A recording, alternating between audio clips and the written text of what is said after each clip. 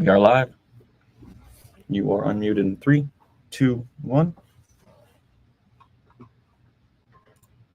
All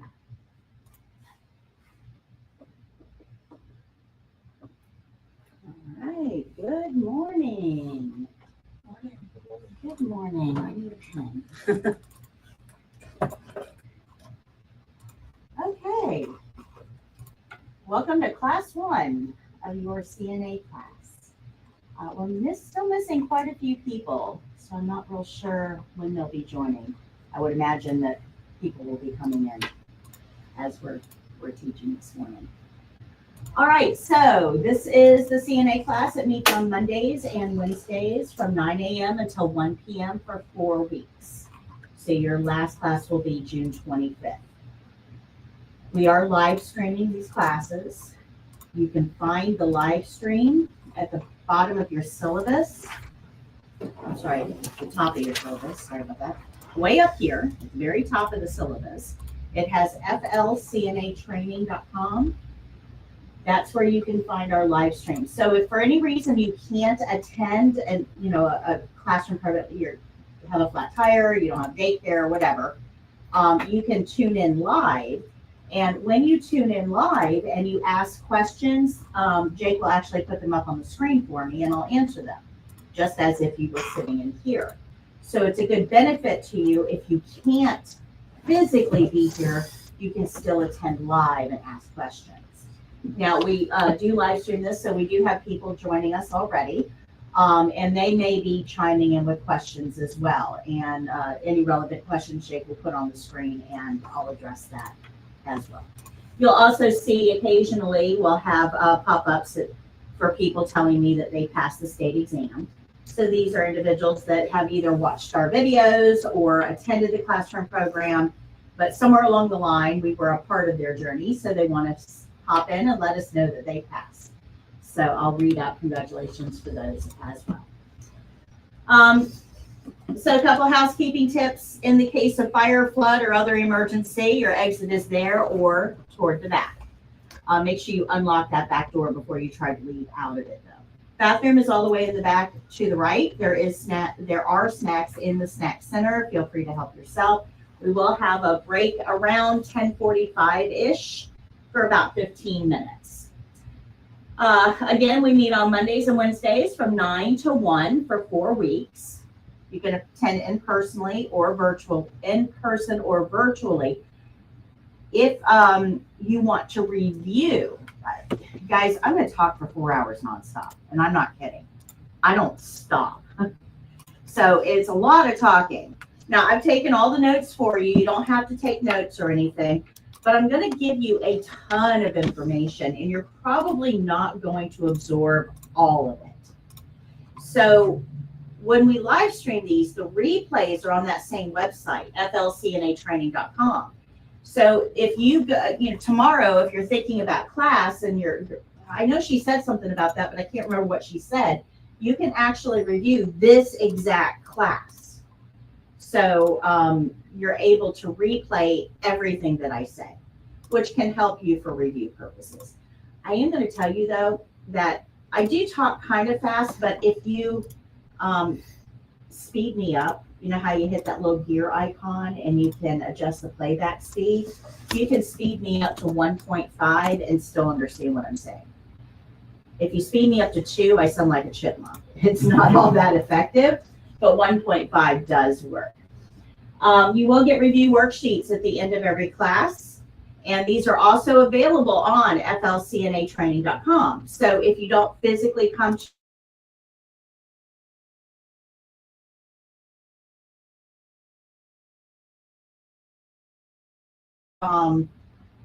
organizer there right by the door. You'll see they're marked class 1, 2, 3, 4, 5, 6, 7, and 8.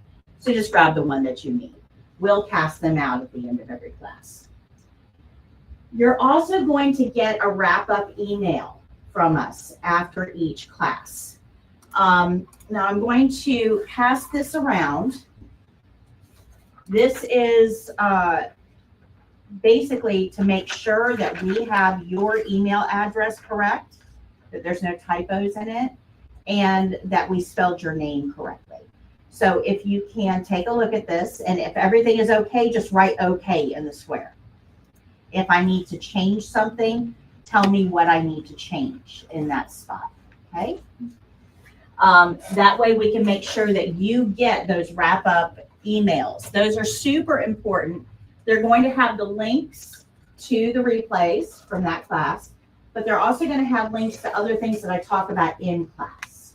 So you don't have to worry about taking notes. We'll send you the notes at the end of every class. And you also are going to get free access to the online course.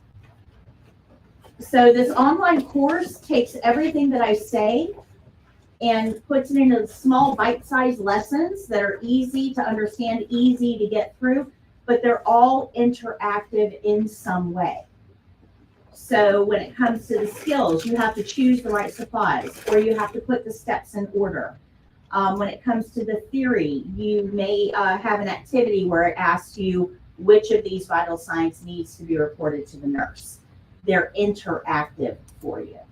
And you'll be enrolled in that after class today. So you're going to get a second email from us. You'll get the wrap-up email, but then you're going to get a second email from us that tells you you've been enrolled, and you guys already have your username and password because you set that up when you enrolled in the course in this classroom program.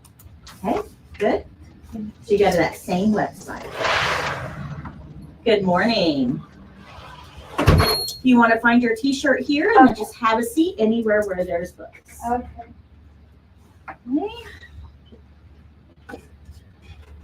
All right. So we have 2 books that we use in this program. You have those books in front of you. The yellow book is only for homework. That's it. That's all we use that yellow book for. So you're going to take that yellow book home and leave it there. Don't bring it back and forth to class. We don't need it in class. Okay? The other book, the spiral book, that one is yours. You can write in it. You can color it. You can eBay it. I don't care what you do with it. That one is yours. And that's where the notes are going to be for all the lessons that we're going to be going through. So we work out of this book in class. That one is just for homework.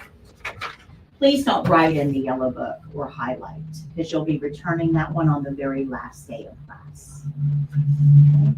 So before we get into everything, I'm going to show you a video. So we start out with a video first thing, because I can't teach you how to be a CNA if we don't really understand what a CNA is. So that's going to be the very first thing that we focus on today, is what is a CNA? What do they do? How do we know what to do with each patient? And what are our responsibilities? This is part of our scope of practice. Again, you don't need to take notes. Everything that we're about to learn is going to encompass what we call skill rules. Everything on that back wall, I'm very colorful. I like a lot of color. I think it's attention getting. But everything on that back wall, we are going to learn in the next 2 weeks. And we're not going to memorize anything. We're going to learn. If you memorize, you'll forget it as soon as class is over, because memorization is temporary. Learning is forever. So we're not going to memorize. I'm not going to hand you flashcards and tell you memorize this stuff. We have to learn it. So that means we have to go just a little bit deeper to understand the why. Learning why you have to do something a certain way is how you learn. Memorizing is just words. So it makes sense? So it takes me a little while to teach you all of these principles, because I have a lot to say about why each step is important. So the first thing that we're going to learn, the very first one, is skill rules. And that's what's on the back wall there. You're going to hear this in the video, but this is going to apply to every single skill that we are going to learn in this program. Now, the notes for this are going to be located on page 17 of your spiral book. So I'm going to show you this video, but you don't have to take notes. I've already done that for you. If you go to page 17 in your spiral book, you can kind of follow along. It'll sum up what we are going over in the video. All right. Let's see. So this is what page 18, the 18 is where the actual notes are. I'm sorry, 17 is your synopsis. 18 is where your actual notes are. And you can see the skill rules right there. I want you to remember this phrase, CNAs do normal. We're going to talk about that after the video. So Jacob, if you want to turn the video. The care plan and the CNA, why it's always about the care plan. A presentation brought to you by 4YourCNA.com. Thank you for joining 4YourCNA's online CNA test prep. We will be preparing you for both the written and skills portion of the exam. Okay, take that down, Jake. What's that? Oh, Take that down. We need to make this not full screen. one moment, please. Sorry, I forgot how to spell.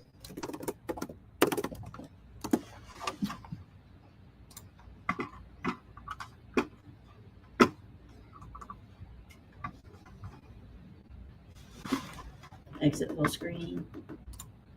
Yep, right there. Okay, now go to settings.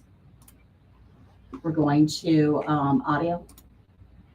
And then, change the mic, Pro 2.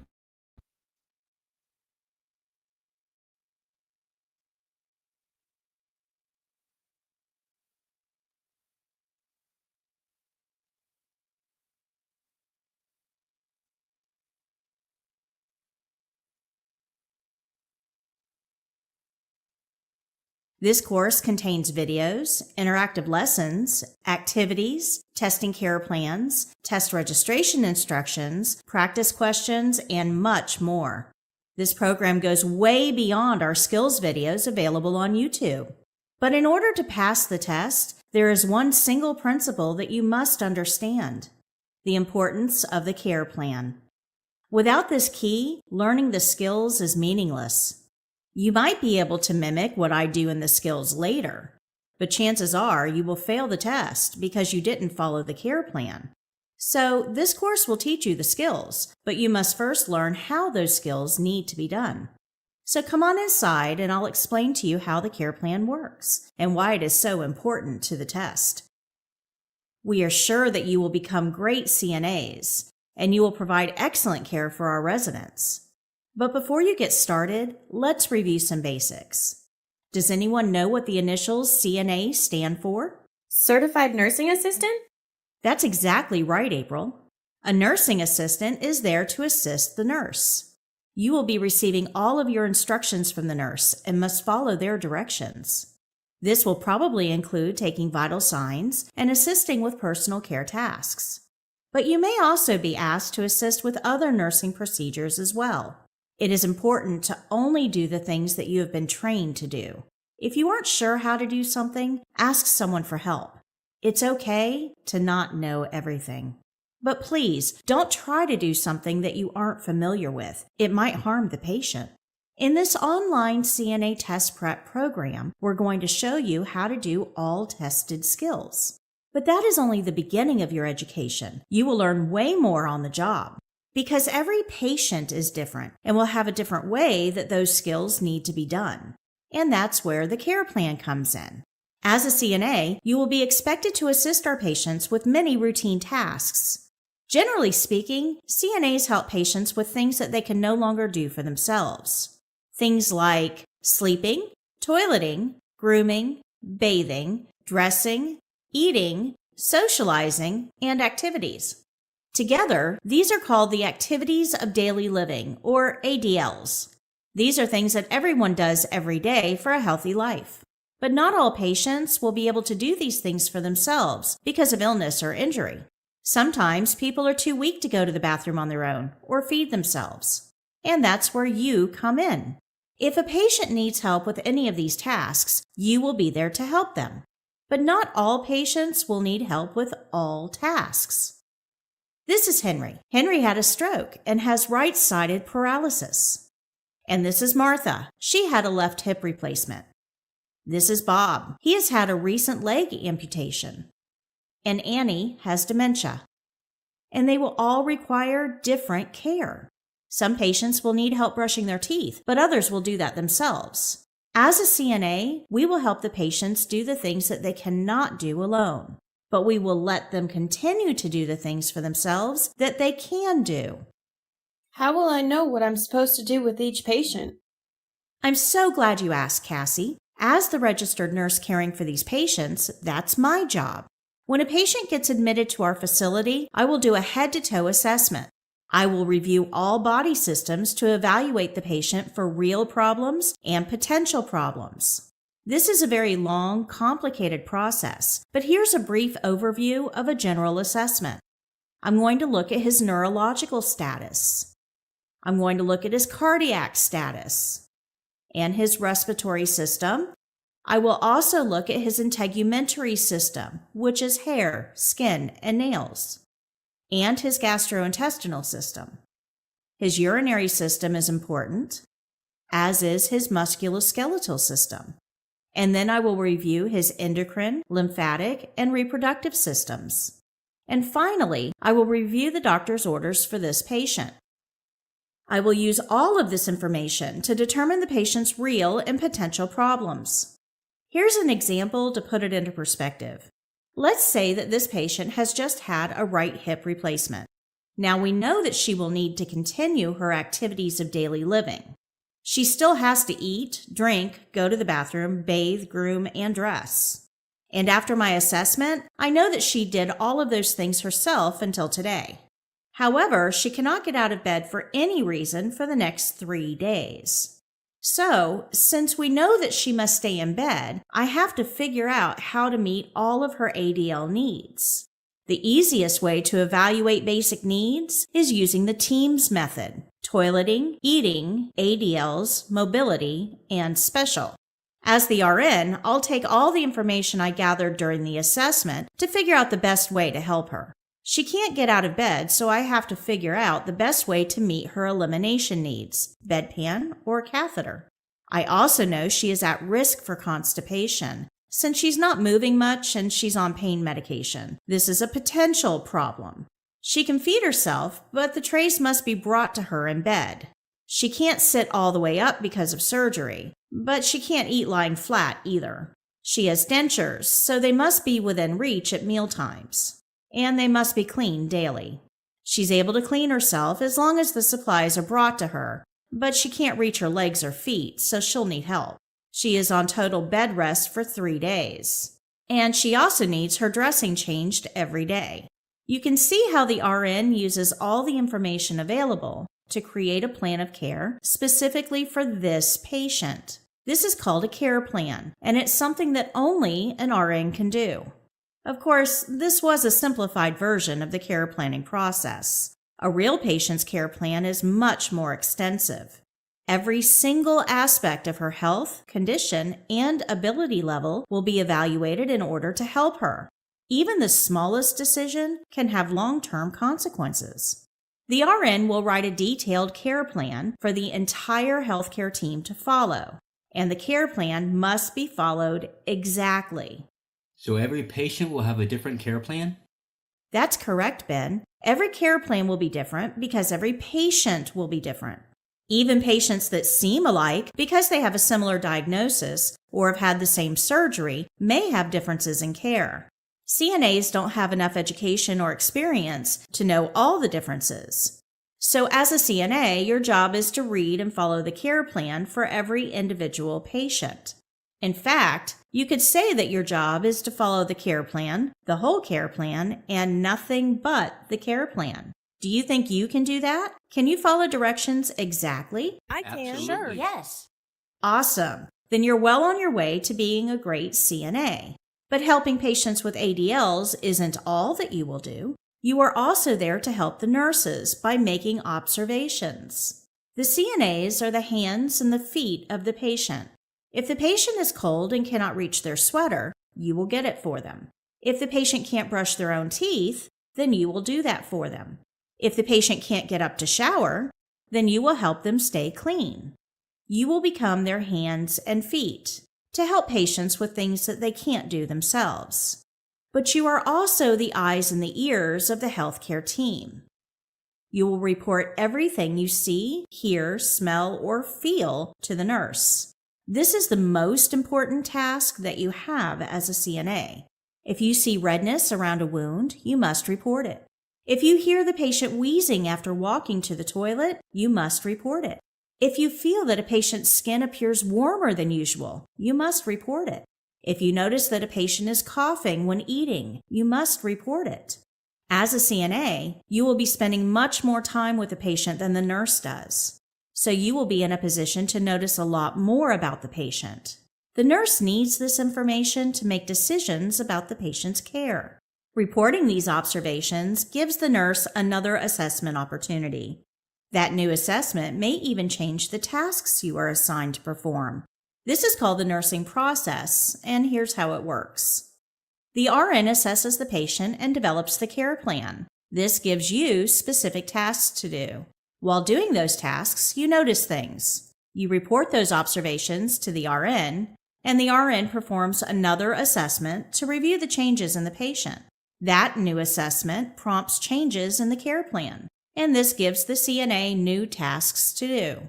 And the cycle continues around and around as the patient gets better or worse. This is a continuous process until the patient is discharged. I'm not sure I understand. Are you saying the care plan is going to change all the time? Yes, it could, depending on the needs of the patient. Let me give you an example. The care plan told you to make an occupied bed in room 201. As you changed the sheets, you noticed that the skin on the patient's backside was red and irritated. You notified the nurse, who then reassessed the patient.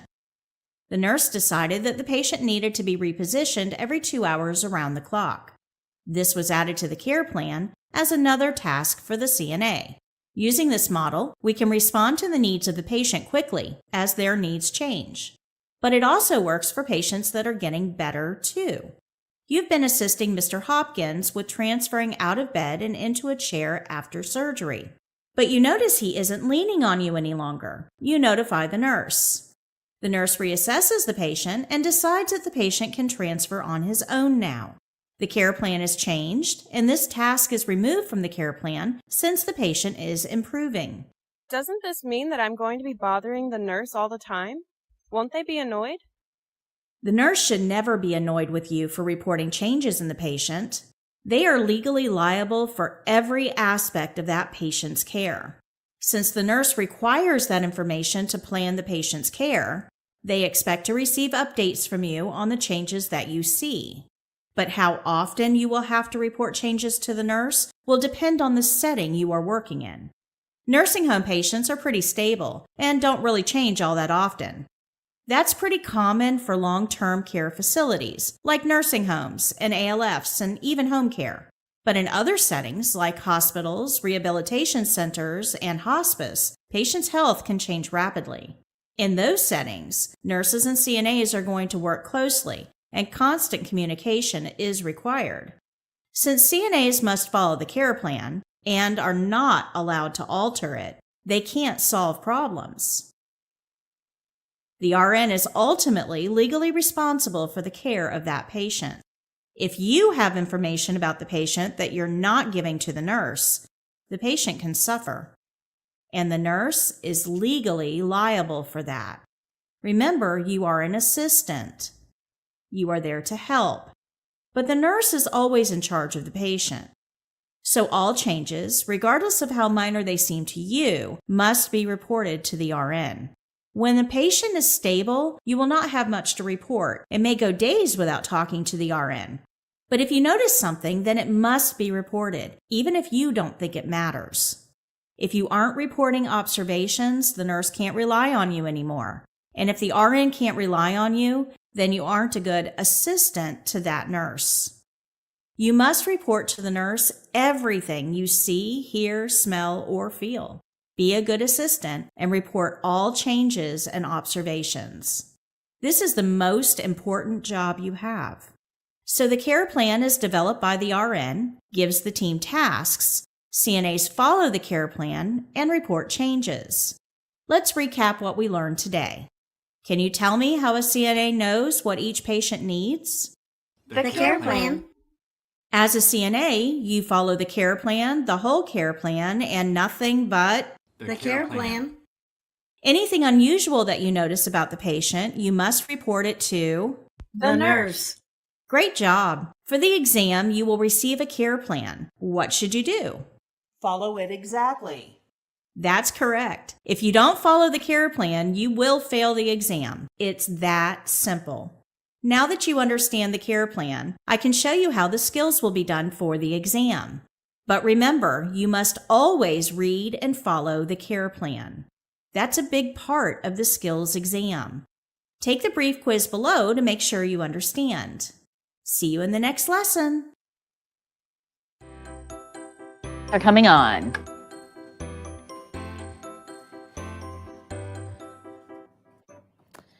Okay. So do you guys understand your role? So I have a question. Sure. So the CNA must follow the care plan by the RN. So the RN reports the care plan to the CNA to follow each patient because every patient has different care plan, might have different symptoms for dementia. Am I correct? Right. Every patient is going to be different. So the nurse is the one that's responsible for looking at the differences and planning the care. And all CNAs do is follow that plan.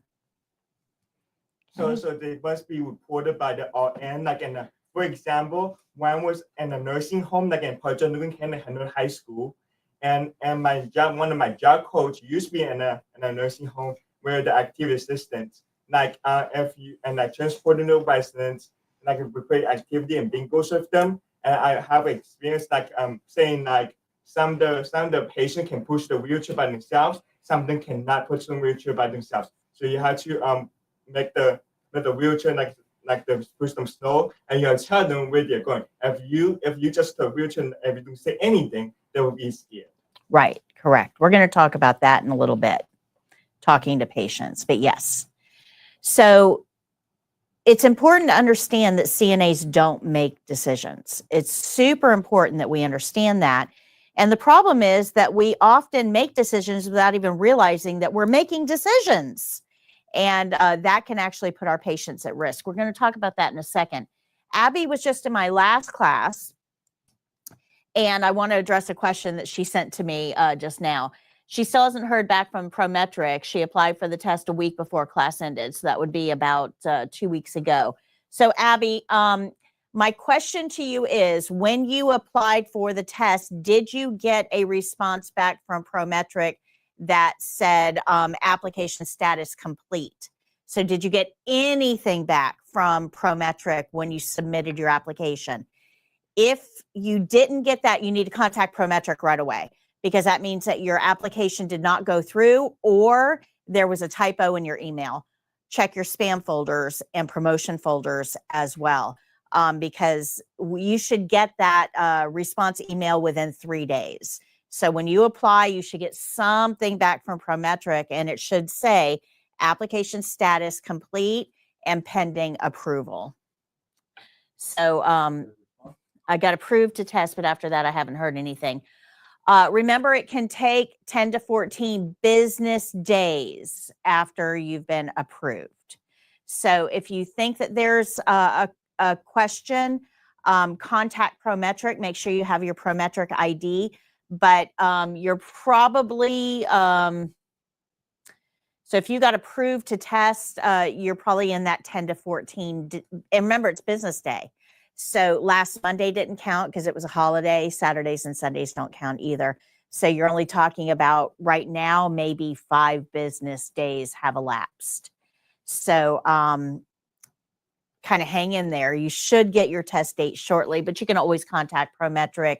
When you contact Prometric, have your Prometric ID number and ask for a supervisor, because that'll be your best chance of getting accurate information. Okay, Helen asks, are the board exams for CNA the same all over the United States? Helen, this is a great question, and the answer is yes and no. I know, complex, right?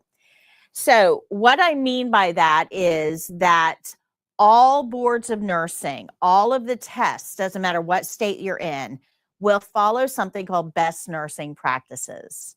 Making sure that the bed is locked, making sure that the patient's feet are flat on the floor before you lift them to a standing position, making sure that somebody is upright before you feed them or put anything into their mouth, making sure that you don't have them too close to the edge of the bed when you turn them on their side. Those are all best nursing practices. And that's what every state is going to be testing you on. Now, every state will use a different scenario system to test those principles. So the best way to understand this is, and it kind of goes, you can go ahead and take that down, Jake, thanks. It kind of goes along with what we just learned, right? We always follow the care plan. If we know how to do the skills based on best nursing practices, and we know that we follow the care plan, you put those two things together and you'll be able to pass the test. Because remember, the care plan is going to be different in different states. Some states may have your patient laying down when you go to do mouth care. Well, that's not safe. You would have to sit them up. Other states, the care plan would have the patient sitting in a chair. Well, they're already sitting up. So you have to know those best nursing practices and then apply that to whatever scenario they give you, just like in a clinical setting. Just like real life. Because when you go to work in a facility and you have 12 patients to take care of and you have to brush their teeth, you're not going to brush them all exactly the same because everybody's a little bit different. Some people may not have teeth. They may just have gums. Some people may have some teeth and a partial dentures. Some people may have full dentures. Right? Everybody's going to be a little bit different. We have to follow for that particular patient. Does that make sense? So the answer to that question is yes and no. Okay. No, the scenarios will not all be exactly the same. But this is where a lot of students kind of get all mixed up because they look at the care plan for the test, because right now you guys are all in test mode. You guys are all thinking, I have to pass the test to become a CNA. And that's what you're looking at. That's what's in your windshield right now is that test. You can't do anything till you get past that test. You hyper-focus on the test, right? Remember, the test is not the end. The test is just the beginning. And we tend to really kind of fixate on that test. And that's perfectly appropriate for where you are right now. My goal is to get you past that by the time I'm done with you. Okay. But that's kind of what we fixate on. And we watch these videos and we learn how to do the skills and we, well, in Florida, we have this, and in New York, we have that. And, we try to demystify the test and learn everything we need to know about the test. And we totally forget that on the other side of the test are real live humans that we're really going to have to take care of. And they all come with their very own care plans that are all wildly different than any other care plan. And if we don't incorporate that into the test process, they become two separate things. They become the test and then real life. They're not two separate things. The test is guiding you toward what you're going to do in real life. Does that make sense? Okay. So it's important that we kind of to understand that. So these are the notes for what we just learned. And the video talked to you about activities of daily living. We're going to talk a lot more about ADLs as we go through this course. You do need to know ADLs mean activities of daily living. But all this is stuff you do for yourself every day. When you get up in the morning, what's the first thing you do? You get dressed. Okay, get dressed. Brush your teeth. Use the bathroom. That's usually step one. Yeah, it's usually step one. Good morning. Come on in. Oh, the old location. Sorry about that. You guys want to have a seat right there for me? So did you guys get, well, let me ask, because we've got a couple, and I'm sure a lot of you guys went to the wrong place. Did you get my email that I sent out on Saturday? Did you guys get? We'll see you in class on Monday. I didn't get one. Okay, because that had the address in it, in the email. It had the address. So you guys all know where you're supposed to be now. So that's good. I know we moved. We've been in this community now for like 20 years, and we've always been over there. And we just moved it here in January. So everybody's like, but you've always been there. I know. They're doing something with that building. I don't know what they're doing, but they didn't renew our lease. So ADLs. This is what we do for ourselves every day. We get out of bed, we go to the bathroom. We probably do some sort of bathing, dressing, grooming, eating, and getting yourself to wherever it is you need to go for that day, right? These are all things you do for yourself every day. You don't even think about it. You're on autopilot. And everybody does this a little bit differently. Some people get up out of bed, go to the bathroom, and then go enjoy a cup of coffee or two while they wake up. Some people get out of bed, go straight to the shower. Some people brush their teeth before they get into the shower. Some people brush their teeth after.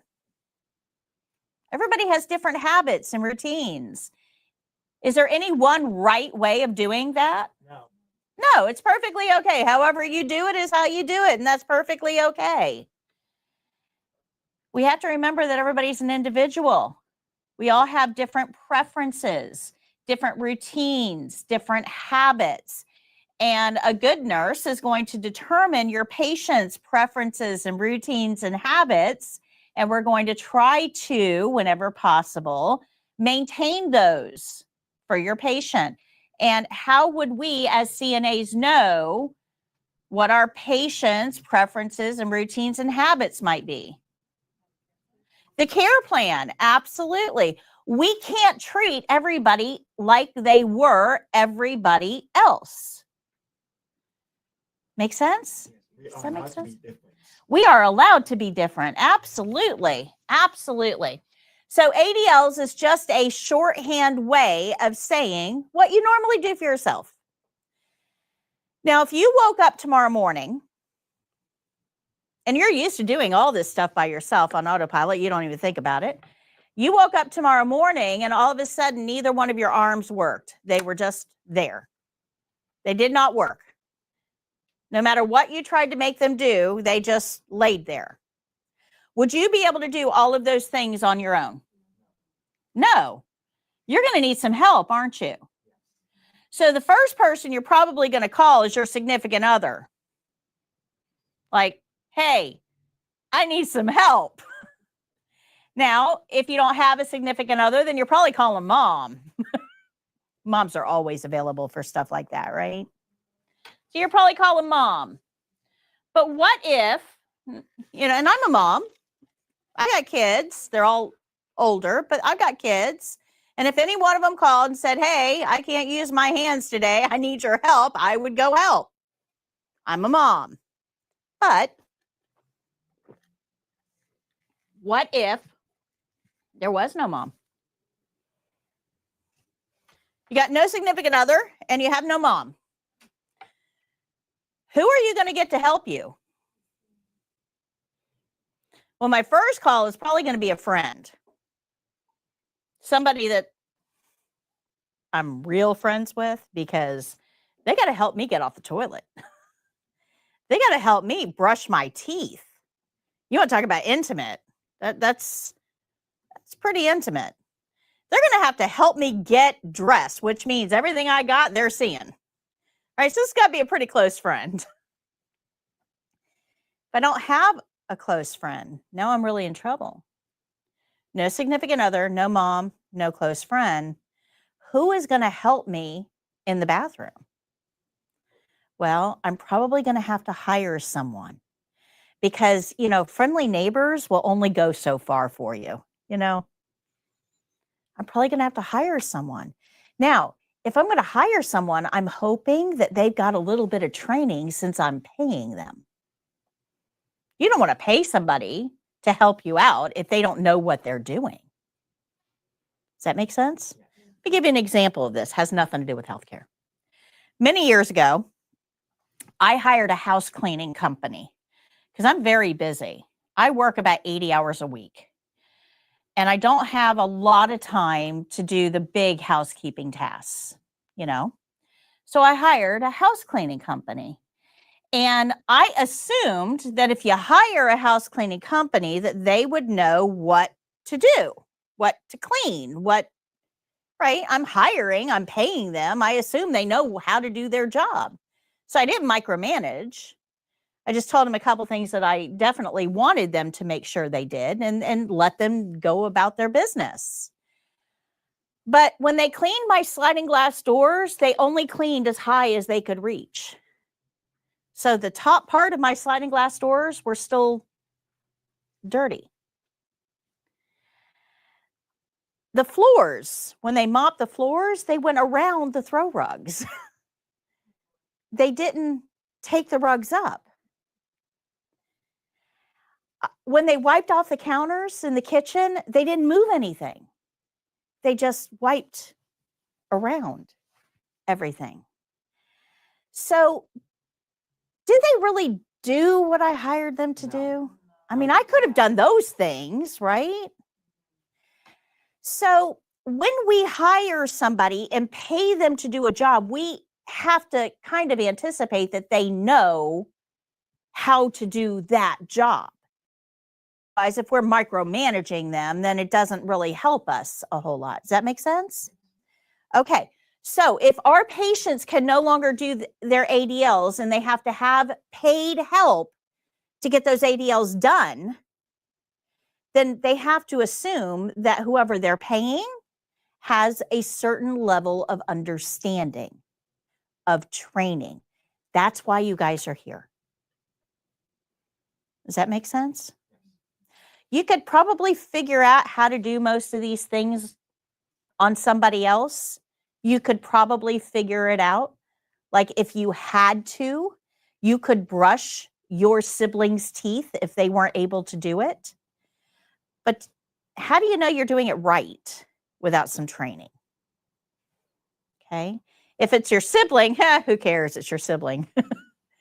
But if you're being paid for it, now that has a different connotation, doesn't it? Does that make sense? Okay. But ADLs is really where most of our work as CNAs are going to be centered. We're going to help people do things that they would do on their own, but for whatever reason, they can't. And even if they can't go to the bathroom on their own, they still have to go to the bathroom. Even if they can't brush their teeth on their own, they still have to brush their teeth. And that's where we come in. Good? Does that make sense? Okay. So this is the care planning process. So the RN goes in and assesses the patient. And what I mean by that is, let's say that this patient gets sent to our nursing home. Okay. So this is a new admission, just showed up in our nursing home. As the RN, I'm going to go in and do a head to toe assessment. I'm going to find out all real problems and all potential problems, because we don't want those potential problems to actually show up. We got enough real ones to deal with. Let's figure out what's a potential and prevent it. Good. So I'm looking for real and potential problems. That is an assessment. And this is a pretty involved thing that I'm doing. I'm looking at every body system. I'm looking at every square inch of skin. I'm looking at everything, their habits, their preferences, everything, to figure out how best to take care of that person. And when I do that, I'm going to develop a plan to care for them. Now, in a perfect world, I would make that plan and then I would do the things that need to be done. Because ultimately, I am the one that's liable for this patient. I have 100% liability for this patient as the RN. So in a perfect world, I would figure out that this person needs their teeth brushed, but they're laying down. So we want the head of the bed up when we brush our teeth. And if I had time, I would just brush the teeth because I am the one that's liable. I would also try to figure out how she's going to go to the bathroom because everybody has to go to the bathroom while they're here. Everybody. Bathroom is last door on the right for you guys. But everybody's going to have to go to the bathroom. So I'm going to have to figure out how to make that happen. And in a perfect world, I would have enough time that I would help the patient with that. However that looks, whether it's going to the bathroom, whether it's they do it themselves, that's great. We want that if we can get it. Whether it's a bedside commode, whether it's a catheter or a bedpan, whatever I decide this patient needs for toileting, in a perfect world, I would have enough time to help them with that because I am the one that's liable. But it's not a perfect world. And I've got 8 other patients just like this one that I have to assess. And I have medications to give, and I have IVs to hang, and I have lab results to review, and I have doctors that I need to coordinate with, and I have tests that I have to schedule, and I have families that I have to call to relay information to. I have nursing things that have to be done that nobody else can do. What I need is somebody who can follow directions. I need to be able to say, what's your name? Tina. I need to be able to say, hey, Tina, I'm busy over here doing nursing stuff, but can you go in and brush this patient's teeth? Just make sure the head of the bed is all the way up. Okay. That's what I need, is somebody who can follow directions and somebody that has been trained on how to brush teeth. Because ultimately, even if you're doing the work, who's still liable? I am. So I've got to make sure that the people that are helping me are trained to help me with those tasks and can follow directions exactly. Because if they don't follow those directions, they can inadvertently put this patient at risk. And who's liable? Yeah. See how that's a scary place for nurses? They have to be able to trust you guys. They have to be able to know that when I put something on the care plan, that you are going to follow it exactly. No changes, ever. But I also need to know that when you're doing those tasks, if you notice anything you see, hear, smell, feel, don't taste, but you get the idea, right? Anything, you're going to report it back to me because even the smallest things can have big consequences. Let me give you an example. If you walk into a patient's room, this is crazy. This is crazy. But this is how even the smallest observations can have huge impacts on your patients. Okay. As a CNA, you walk into a patient's room and you smell grape Kool-Aid. You look around, there's no grape Kool-Aid anywhere. There's nothing purple and liquid hanging out on any surface, but you smell grape Kool-Aid. You don't tell me because who would tell anybody? That's crazy, right? I just smelled grape Kool-Aid. Who cares? We missed an opportunity. This patient now died 36 hours later because you did not tell me that you smelled grape Kool-Aid. Died 36 hours later. What does one thing have to do with the other? Well, there is a bacterial infection called Pseudomonas. And Pseudomonas is a very, very aggressive pathogen. When it gets its hooks in, we got to act. We got to act fast and with really big treatment, or it can kill our patient quickly. The very first sign of Pseudomonas is the smell of grape Kool-Aid. Yep. So you went in, you made an observation, but your brain made a decision. Remember I said you guys will make decisions without even thinking about it? Yeah, you made a decision not to tell me. You made that decision not to tell me. Who paid for it? The patient, but who's liable? Oh. So we have to be able to work together, don't we? CNAs and nurses. If you find yourself working in a place where it's you versus the nurses, leave. Find a new place. Don't stay there. Because whenever it's you versus the nurses, the patient loses. Every time. Every time. It's got to be you and the nurse versus whatever's trying to kill the patient. We got to be on the same team here. If we're too busy fighting each other, nobody's fighting for the patient. Good?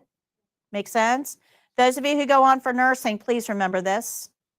Please remember this. If you don't remember anything else that I say to you here, remember this. If you are fighting the CNAs, you are not fighting for the patient. Got to be on the right side. But this is our process. The RN assesses the patient, develops care plan, tells the CNAs what to do. CNAs aren't the only ones. Care plan is going to tell the dietitian what to do. It's going to tell radiology what's expected. It's going to tell lab. It's going to tell discharge planning. It's going to tell social services. It's going to tell all the therapies, physical, occupational, and speech. This care plan is like huge. It's like a whole book. You guys get a chapter. Okay? You're going to follow your chapter and do the tasks it tells you to do exactly how it tells you to do them. And then any observations you make, no matter how small they seem to you, if it penetrates your brain, it should leave your lips. When you tell me that you smelled grape Kool-Aid, that gives me another opportunity to assess the patient. And chances are that's going to change the care plan that I develop. Good?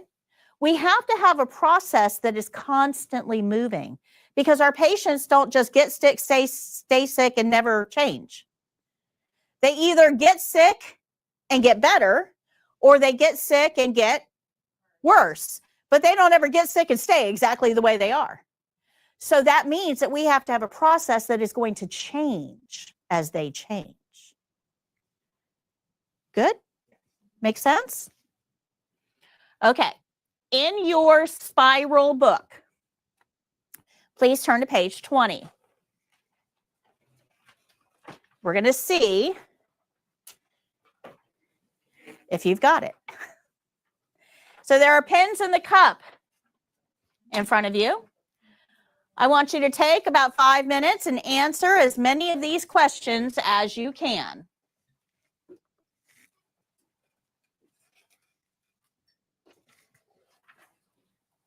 Go ahead and take about 5 minutes. I need over here. Oh, I don't have it. Okay. I had a timer. I don't know what I did with it.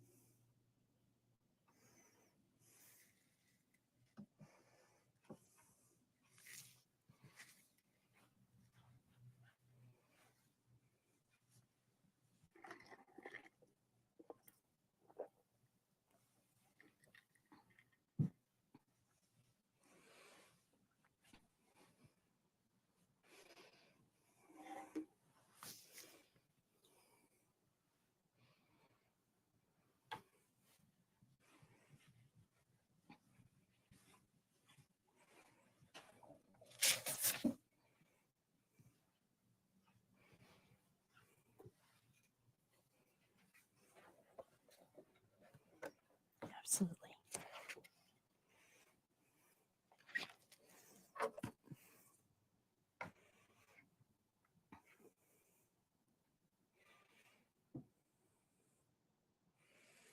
When you're done answering the questions, just put your pen down so I know who's still working.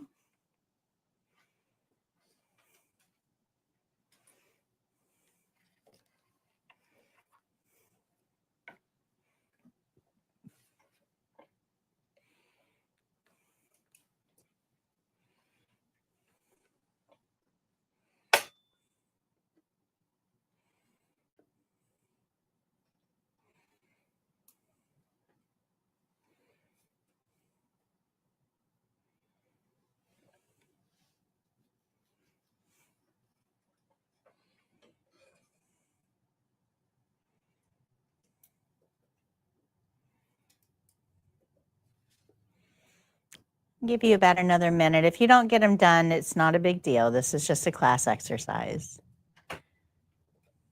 All right. Go ahead and give you about 1 more minute.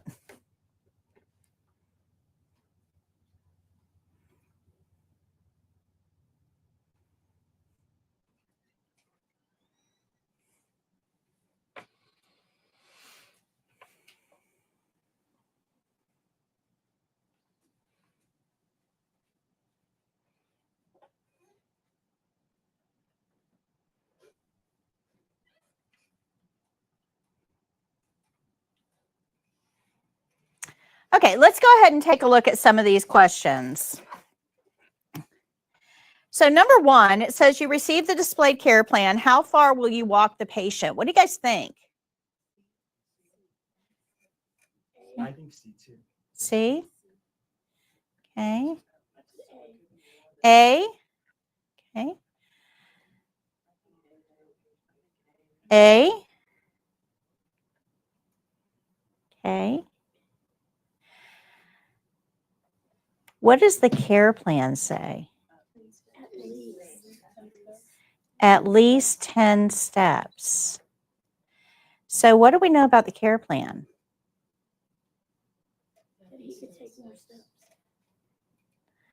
Well, care plan doesn't tell us that he can take more steps. It doesn't tell us that he's tired. It doesn't tell us that. What does the care plan say? At least 10 steps. So how far are we going to walk this patient? At least 10 steps. Yeah, 10 steps. Absolutely. Do you guys see how the care plan is the easy answer here? We can't read into it. Your brain will make decisions without your knowledge, without your consent. Let's go to 2. What do we need to help this patient walk those 10 steps? Okay, did anybody put a walker or 2 caregivers or a Hoyer lift? Anybody put those? No? You guys all stuck to a gait belt, right? Actually, what's Hoyer lift? It's a mechanical lift. It's a sling that goes under the patient, and then the mechanical lift lifts the patient up. Oh, okay. All right, so a gait or transfer belt is the right answer, but I'm more interested in why. Why is that the right answer? Easy answer. Care plan. Care plan said. Absolutely. That is the easy answer. Guys, that is the only answer. That's it. For the state exam, you are going to follow the whole and nothing but the care plan. We don't add to it. We don't take away from it. We don't change it in any way. What if we cannot follow that care plan? What if, let's go back to question 1 real quick. What if we get 5 steps and the patient gets weak? We let the nurse know. Absolutely. Absolutely. Make sure the patient is safe. And in this case, sitting on the floor is safe because a patient sitting on the floor can't fall on the floor. Got it? Okay. So sitting on the floor is safe. So we would get them on the floor and get a nurse. Hey, we're not walking this patient 10 steps. They can't make it. 5 steps. They had to sit. Don't ever try to rush them back to a chair. They'll never make it. If they aren't tolerating a slow walk, what makes you think they're going to make it on a rush? Yeah, no. Yeah, we got to get them safe on the floor. Get a nurse. Good? Makes sense? What if we go to lift this patient with that gait belt and they're super weak and their legs are all spaghetti and they're not holding their weight? Report it to the nurse. Are we just going to go grab a walker or another caregiver? Or we're going to report it to the nurse. Yep. The nurse may tell us to get a second caregiver, but that's not our decision. See how your brain, do you guys see that? Your brain will make decisions without your knowledge. We've got to break that habit because that's what the state test is all about, is making sure that you aren't making decisions. So if we can't think, guys, how hard can this test be? We're not allowed to think. Whatever the care plan says is what we do. If we can't do that, we tell the nurse. Good? Make sense? All right. Let's go down to 3. You receive the displayed care plan. Which body part are you going to exercise? Right hip, knee, and ankle. Okay, A. Now, but exercise is good for you. I mean, everybody knows that exercise is good. So why can't we go ahead and do all the joints the patient doesn't move on their own?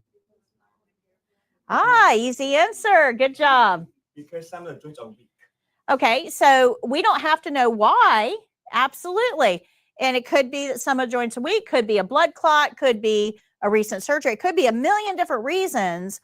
Our job isn't to figure that part out, it's to follow the care plan. Does that make sense? Good. All right, let's go all the way down to number 7.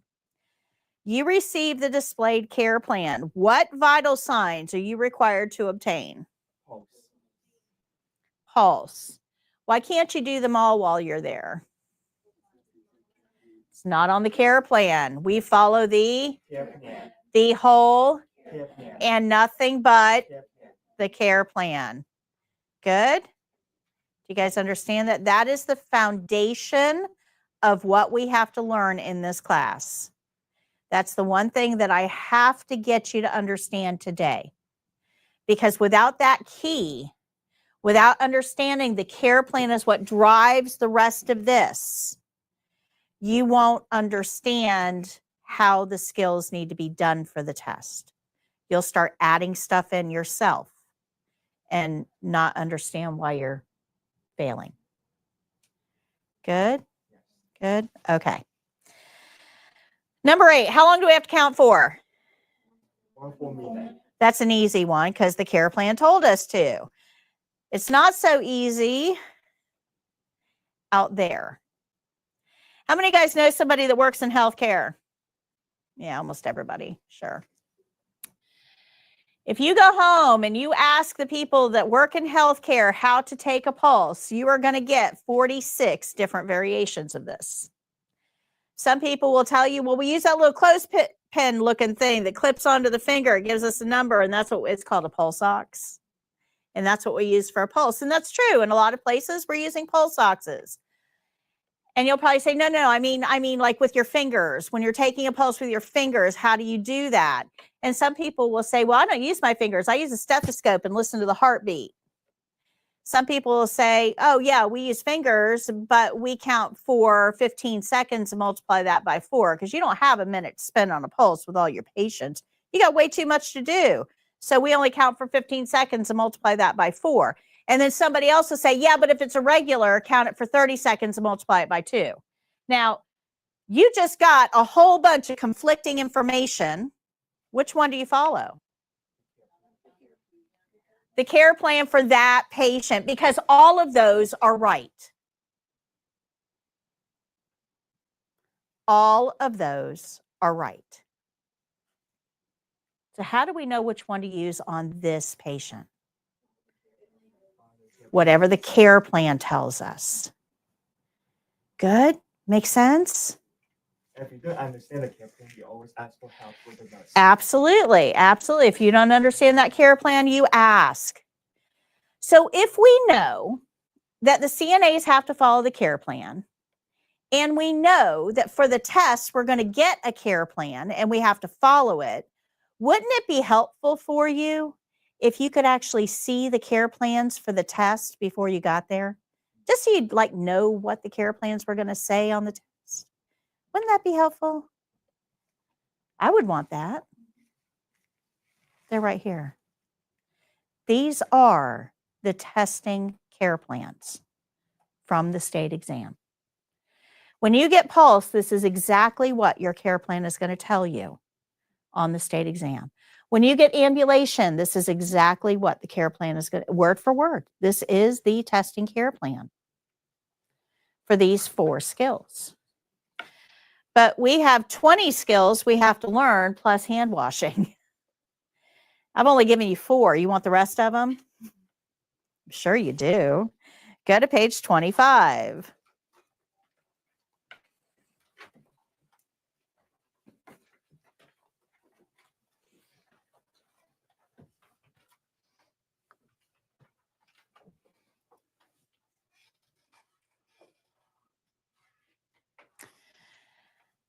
These are the testing care plans from the state exam. Now, when you go take the test, you are going to be assigned 3 clinical skills to perform. And they're going to be listed out like this. You are going to be given a care plan, and you are going to be told to do those 3 skills in the order listed on the patient that they assign to you. Most of the time, that patient will be another testing student. So you would be a patient for her to do her skills on. Sometimes it will be done on a mannequin. There are 4 mannequin skills. Good. You are going to do the 3 skills on your care plan in the order listed. Now, each one of these, there's 11 possible sets that you can get for prometric testing. You will get one of these. Each one of these care plan sets has, it's very scientific the way that there's nothing to chance here, guys. There's nothing random here. Each one of these has 1 documentation skill. Everybody gets a documentation skill. You will get pulse or respiration or feeding or drainage bag. You will. Everybody gets one of those 4. But then you also are going to get an ADL skill. Remember, ADLs are things that we normally do for ourselves, but we're going to be doing them on somebody else. So feeding, dressing, grooming, toileting, that type of thing. And then 1 will be a mobility skill. So this is going to be like range of motion or transfer, or ambulate, or turning a patient over in bed. Good.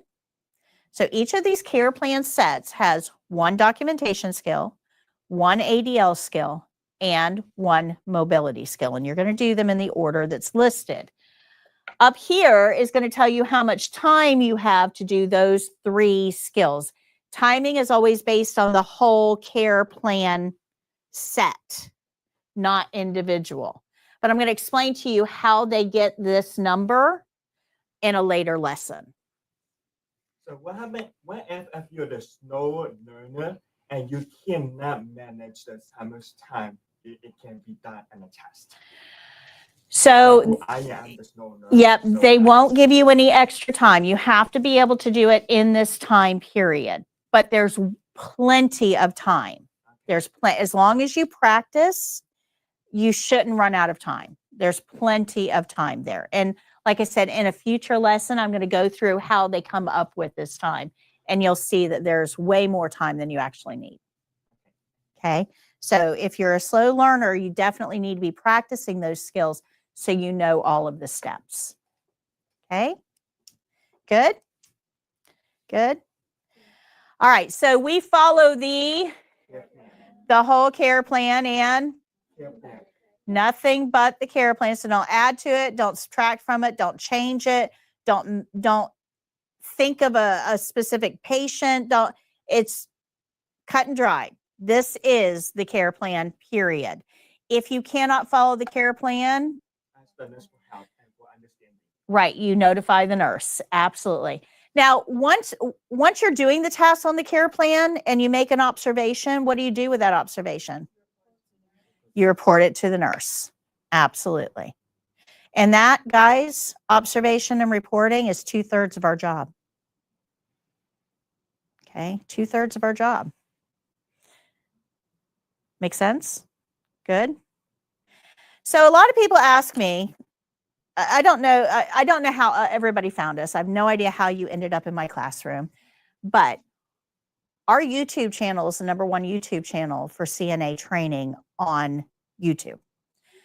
Our videos are watched by people all over the world. Most schools use our training videos to train their CNAs on how to do the skills. We're very, very big online. I know very small in Spring Hill, very big online. But I need you to understand that because I am a subject matter expert in prometric testing. I know everything there is to know about prometric testing. I'm going to give you little pieces along the way, but you're not going to get the full amount of knowledge that I have because honestly, you don't need it to do what you do. Okay. But I've created this program in a way to make it easy for you to understand not only what's required of you, but how to do the things that are required of you.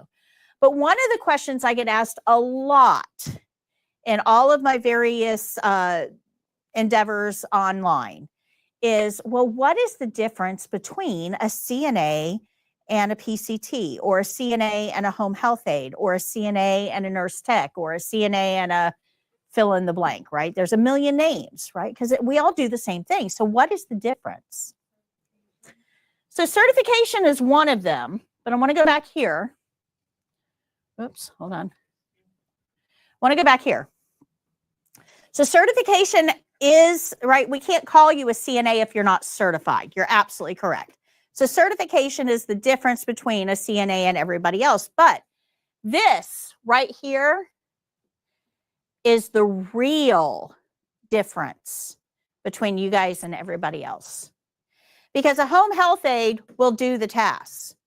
A PCT will do the tasks. A nurse tech will do the tasks. Insert, name of whatever here. They will do the tasks. Everybody knows how to brush teeth. Everybody knows how to give a bed bath. They're all trained on the same tasks.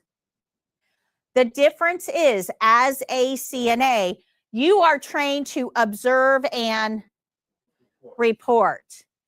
This right here, 2/3 of your job, this is what separates you from everybody else. So if you're not doing this part, you are not a CNA. You are not a CNA. You are not doing CNA work. Do you guys see how important this part is? We get stuck here. We get stuck here doing the tasks. You're going to learn how to do all these tasks. You're going to get really good at pulse, and you're going to learn how to make a bed, and you're going to learn how to brush teeth. You're going to learn how to. You get stuck here. Do not forget that this is what makes you the CNA. You guys all brushed your teeth sometime this month, I'm sure. Maybe. You know how to do that. This is not what makes you a CNA. This is. So this comes up a lot when people work in assisted living. Because people in assisted living do all of these things. Everything I'm about to teach you, they do every day. They do all these things. And they say, well, I'm the same as a CNA because I'm doing all the same. Are they the same as a CNA? What are they missing? Observation and reporting. This is all mental. You can't see this. This is all going up here. You can't see somebody do these things. So you probably are going to miss it. You don't see that it's happening because it's all happening here. Right? Make sense? Just like no one from the outside can see that you're making observations, you won't be able to see what the RN is doing because it's all being done up here. Good? So there's a whole lot of what your nurse is doing that is unseen to you because you're just focusing on the doing part. Good? Make sense? Make sense? Okay, but remember, 2/3 of our job is observation and reporting. And if you're not doing those things, you are not being a good CNA. So if you look at page 25, you see all those clipboards. This is what it's going to look like when you get it on the state exam. So when you go to the state exam, what you're going to get is a yellow paper. Now, it kind of looks like this. It's not quite as, this is prettier. It's not quite as pretty as this. But I made these for you guys in here when you're practicing and to be able to look at. This has those same care plan sets, but down here I explain how we get to that number of time. And we're going to get into that in a future lesson. But these are always up here for you guys to be able to take a look at if you want to see what the testing care plans are going to look like for the exam. Remember, these are a little prettier. Same words, though. Now, on the back of mine, these are the actual checklists that you are going to be graded on during the state exam. So when you get provide mouth care to a resident with teeth, this is the care plan. I'm sorry, this is the checklist that is associated with that care plan. You've got to get all of these things checked off. And I'm going to teach you how. It's really not that hard. But it's important that you understand what they're looking for. We're going to go over each one of these step by step as we go through the program. But you have access to this up here as well. Okay.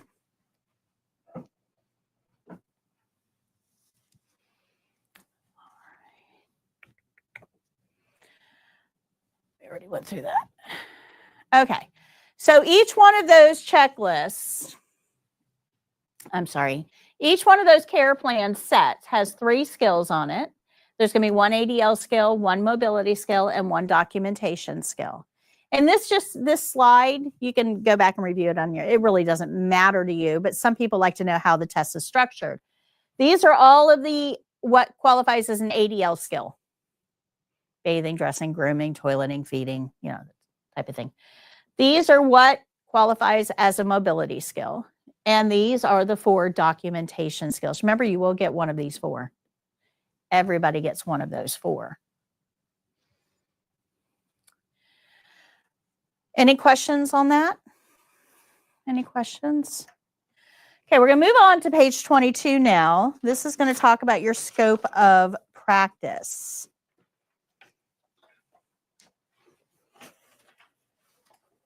What I need you to understand as a CNA is that you do not have the full picture. You never have the full picture of your patient. So if you're making decisions, you are making decisions based on incomplete information. And that means the decision that we make will always be flawed. Does that make sense? Let me give you an example of that. There was a CNA many years ago who was working in a nursing home, and they had they had a diabetic wing. So all of their patients down this wing was diabetic. And the CNA was trained to take care of those diabetic patients, what to look for, that type of thing. So the CNA was taking care of this one patient. This patient was a brittle diabetic. Now, what that means, brittle, with most diabetics, there's a correlation, a relationship between the food they eat and their blood sugar.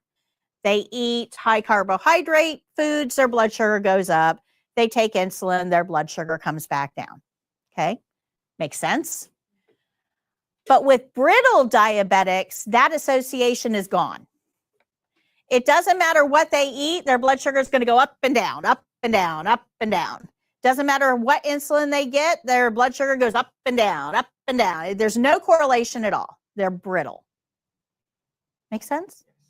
Following me? All right. So the CNA is working in this unit and notices the patient gets all pale and sweaty and dizzy and just kind of out of it. Tells the nurse mixes some sugar and orange juice, gives it to the patient gets better. This happens over and over and over and over again. CNA sees the symptoms, reports it, the nurse gives them sugar and orange juice, patient gets better. On this particular day, there was no nurse available. The nurse was at lunch and the covering nurse was dealing with an emergency.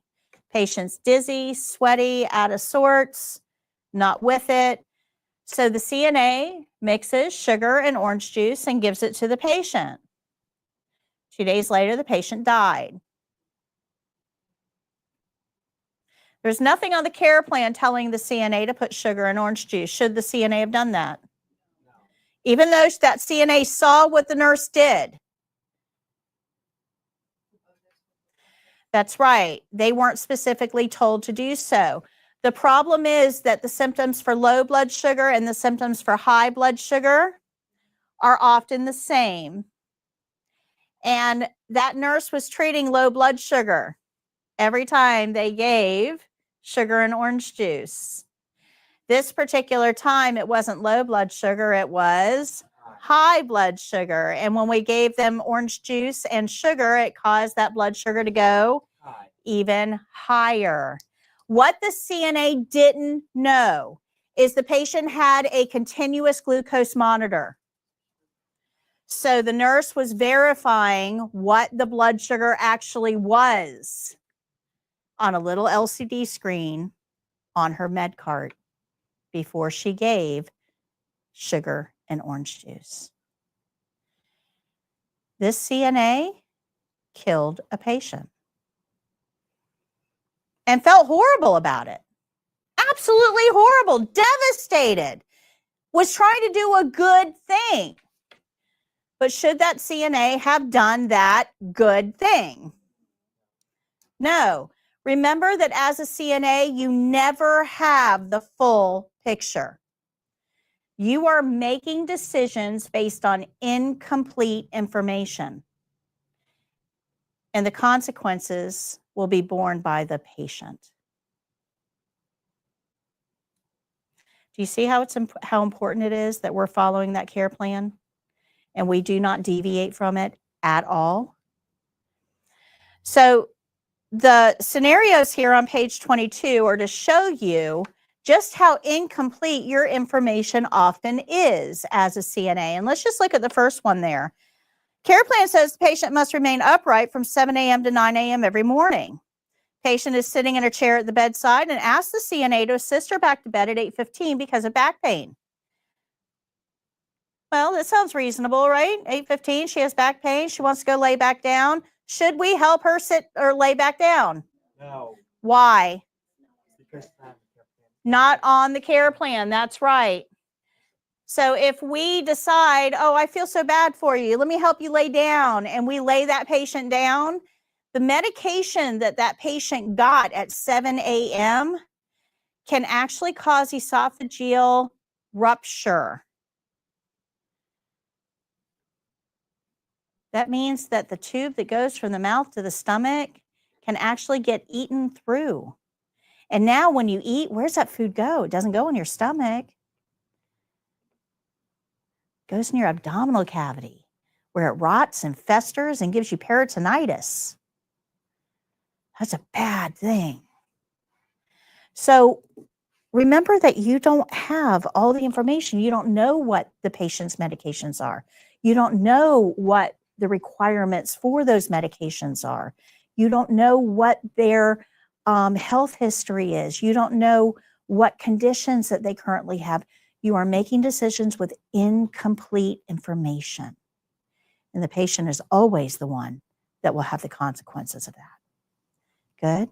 I know I'm spending a lot of time on this, but it's important because your brain will try to make a decision without your knowledge if I don't. So it's the care plan, the whole care plan, and nothing but the care plan.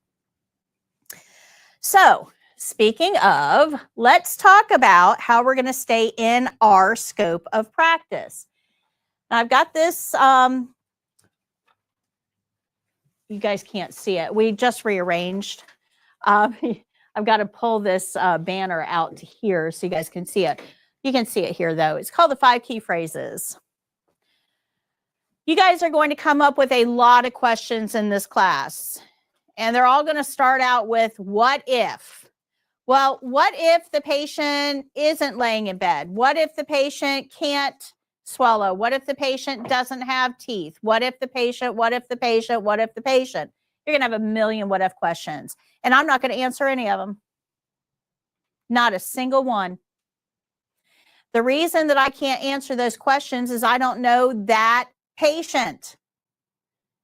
I can only answer questions related to this care plan because this care plan is for this specific patient. That's the only one I know about. So if you have a what if question out there, where should you go for the answer? Or the care plan. Look at the care plan first. If you can't find the answer on the care plan, who do you go to? Ask the nurse for help for understanding. Right, you've got to ask the nurse. Absolutely. So when you ask me what if questions, I'm always going to push you back to the care plan for that patient. I can't answer those what if questions. Got it? That's like asking me what color is the third house on the right on the street you live on. I don't know. Never been on that street. Have no idea what color the third house on the right is. Just like I don't know the patient that's in your brain. Never met them. Good. So that forms the foundation of what we do as a CNA. We follow the care plan, the whole care plan, and nothing but the care plan. That is our foundation. That is the one bedrock in our life that we never, ever, ever, ever forget.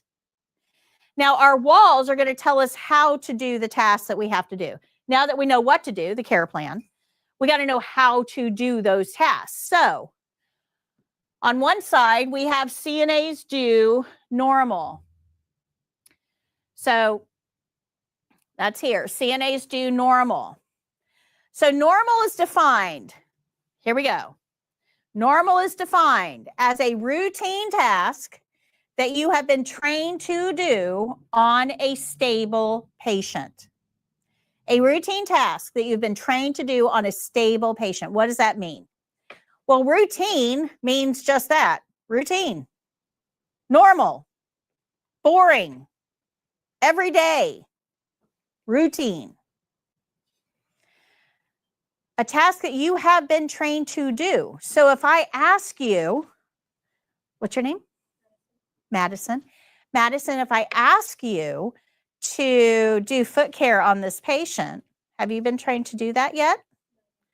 So should you be doing foot care on this patient? What would you tell me? Perfect. That is the answer. So if you have not been trained to do it, you don't do it. Period. End of discussion. Don't pull up YouTube and try to take a crash course. Don't ask another CNA, hey, how do we do this? If you haven't been trained, you don't do it. Because who's holding the liability here? The nurse, that's right. So if you try to bluster your way through something and that patient gets in trouble, gets hurt, gets compromised in some way, I'm the one on the chopping block. So you need to let me know, hey, I haven't been trained to do that. Now, the good news is training doesn't have to be in a classroom. I can take it. Madison, come on over here. You can stay there, but I can say, Madison, come on over here. I'm going to show you how to do foot care on this patient. And that is training. You have now been trained. Training could be in a classroom. It might be in an educator's office, wherever you work. But you have to be trained in some capacity and not on your own by YouTube. Okay, good. So I have a question. So if you don't know how to do something in a job, can you ask the nurse for help? Can you ask the nurse, hey, can you show me how to do it? And then you know how to do it all by yourself with the help and with the demonstration. Right. Right. You would ask the nurse to show you. Absolutely. So let's go to the last part of this, though. A routine task that you've been trained to do on a stable patient. Stable. That means that we don't expect this patient to change while we do this task. Patient has to be stable. Because if the patient is unstable, you would have to make a decision of some sort. Are you allowed to make decisions? No. So the patient must be stable. So a lot of CNAs think that, well, let me ask you this. How many of you guys want to work in a hospital? Yeah. Way too much Grey's Anatomy out there. Now we've got The Pit. Anybody watch The Pit? Oh, it's amazing. It is really good. Yeah, it is the most realistic medical drama out there. Absolutely, hands down. Yeah. So, the problem with hospitals is that most of our patients are not stable. In fact, that's kind of a prerequisite to getting into the hospital. Like if I want a vacation, I can't call up my local hospital and say, okay, listen, I need some downtime. I'd like to reserve a room, 3 days. Right? That's not going to get me anywhere. They're going to laugh at me. You need a hotel, not a hospital. You got a little confused. Patients have to prove they're sick enough to be there. And we usually do that through an emergency department. You go into an ER. How many of you guys have ever been a patient in an ER? Yeah. You go into the ER, their goal is to get you out. Their goal is not to admit you. In fact, a lot of times you think you should be admitted and they're like, nope, go home, you're fine. Follow up with your doctor. So the only people in the hospital are those that are truly unstable enough to be there, not home. Do you guys get that? So when you go to work at a hospital, we're working on unstable patients, but our scope of practice says they need to be stable.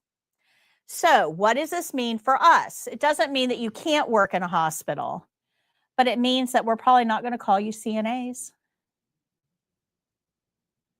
We're probably not going to call you CNAs. We're going to call you PCTs or techs or assistants or some other word, but we're probably not going to call you CNAs. You need to understand that you are working on unstable individuals. Are you allowed to make decisions? No. No. I don't care what your letters are. You are not allowed to make decisions. So how close are you going to be working with the nurses here? Very close, constantly. Yeah, you are going to be attached to the hip. You're going to have to be because these patients are not stable and you can't make decisions. So that means that CNAs that work at a hospital under whatever alphabet they give you, CNAs that work at the hospital are usually confined to doing very stable tasks. Vital signs every 2 hours, vital signs every 15 minutes on this one, change the sheets, help the patient to the bathroom, very routine tasks. And you're probably not going to be working in areas like the ICU. Intensive care unit, where your patients are super unstable. Does that make sense? That doesn't mean that there aren't CNAs in ICU settings, but it's very few and far between. And as the RN, assuming the responsibility for this patient that is hooked up to all kinds of tubes and monitors and medications and everything else, I probably don't want you brushing their teeth. I'd feel much better if I'm going to do it because I'm the one responsible for them. So CNAs occasionally might be working in an ICU setting, but your tasks are going to be extremely limited because your patients are super not stable. Does that make sense to everybody? Do you have a better overview of what CNAs do? You guys see that? Okay, so this tells us what to do. This tells us how we're going to do it, right? Routine tasks that we've been trained to do on stable patients. And then over here, this is going to tell us technically how to do those skills. So this is what's on that back wall. These are the rules that we have to learn. If we're going to wash something, washing rules are going to apply. If we're going to use supplies, barrier rules are going to apply. If the patient's feet hit the floor, shoe rules are going to apply. So this is going to tell us how to do the tasks. that are assigned to us on that care plan. We're going to get into that in detail throughout the program. And then above everything else, we have to remember that this is all about the patient. It's not about us. It'll never be about us. It's always about the patient. This is what's going to mess you up on the test. 100%. This is what causes most CNAs or most candidates to fail the CNA exam, because you start paying attention to you. I have to do this step. I have to do that step. You start thinking about you and what you have to do to pass the test. What's required of you. But what is it supposed to all be about? The patient. The patient. So if in the next 4 weeks, I can get your brain to make that switch and you stop thinking about you and you start paying attention to the patient, you will pass the test. So if that patient, if you are assigned to turn that patient on their side, supported side lying position, it's a skill we're going to learn a little later in the program, and you turn the patient over and the patient's kind of close to the edge of the bed, and all you're thinking about are your steps, and you don't pay attention to the fact that the patient is near the edge of the bed because you did the steps, you're going to fail. Because I don't care about the steps if at the end of the skill your patient is unsafe. The test is grading you about the patient, not the steps. Does that make sense? So I've got a lot of work to do with you over the next, this is the hardest part of my job, is to get you ready for the test, but to get you to focus on the patient. That's the hardest part of my job here. But at the end of the course, when you've made that switch and you can start seeing the patient rather than the steps, you'll be so proud of yourselves.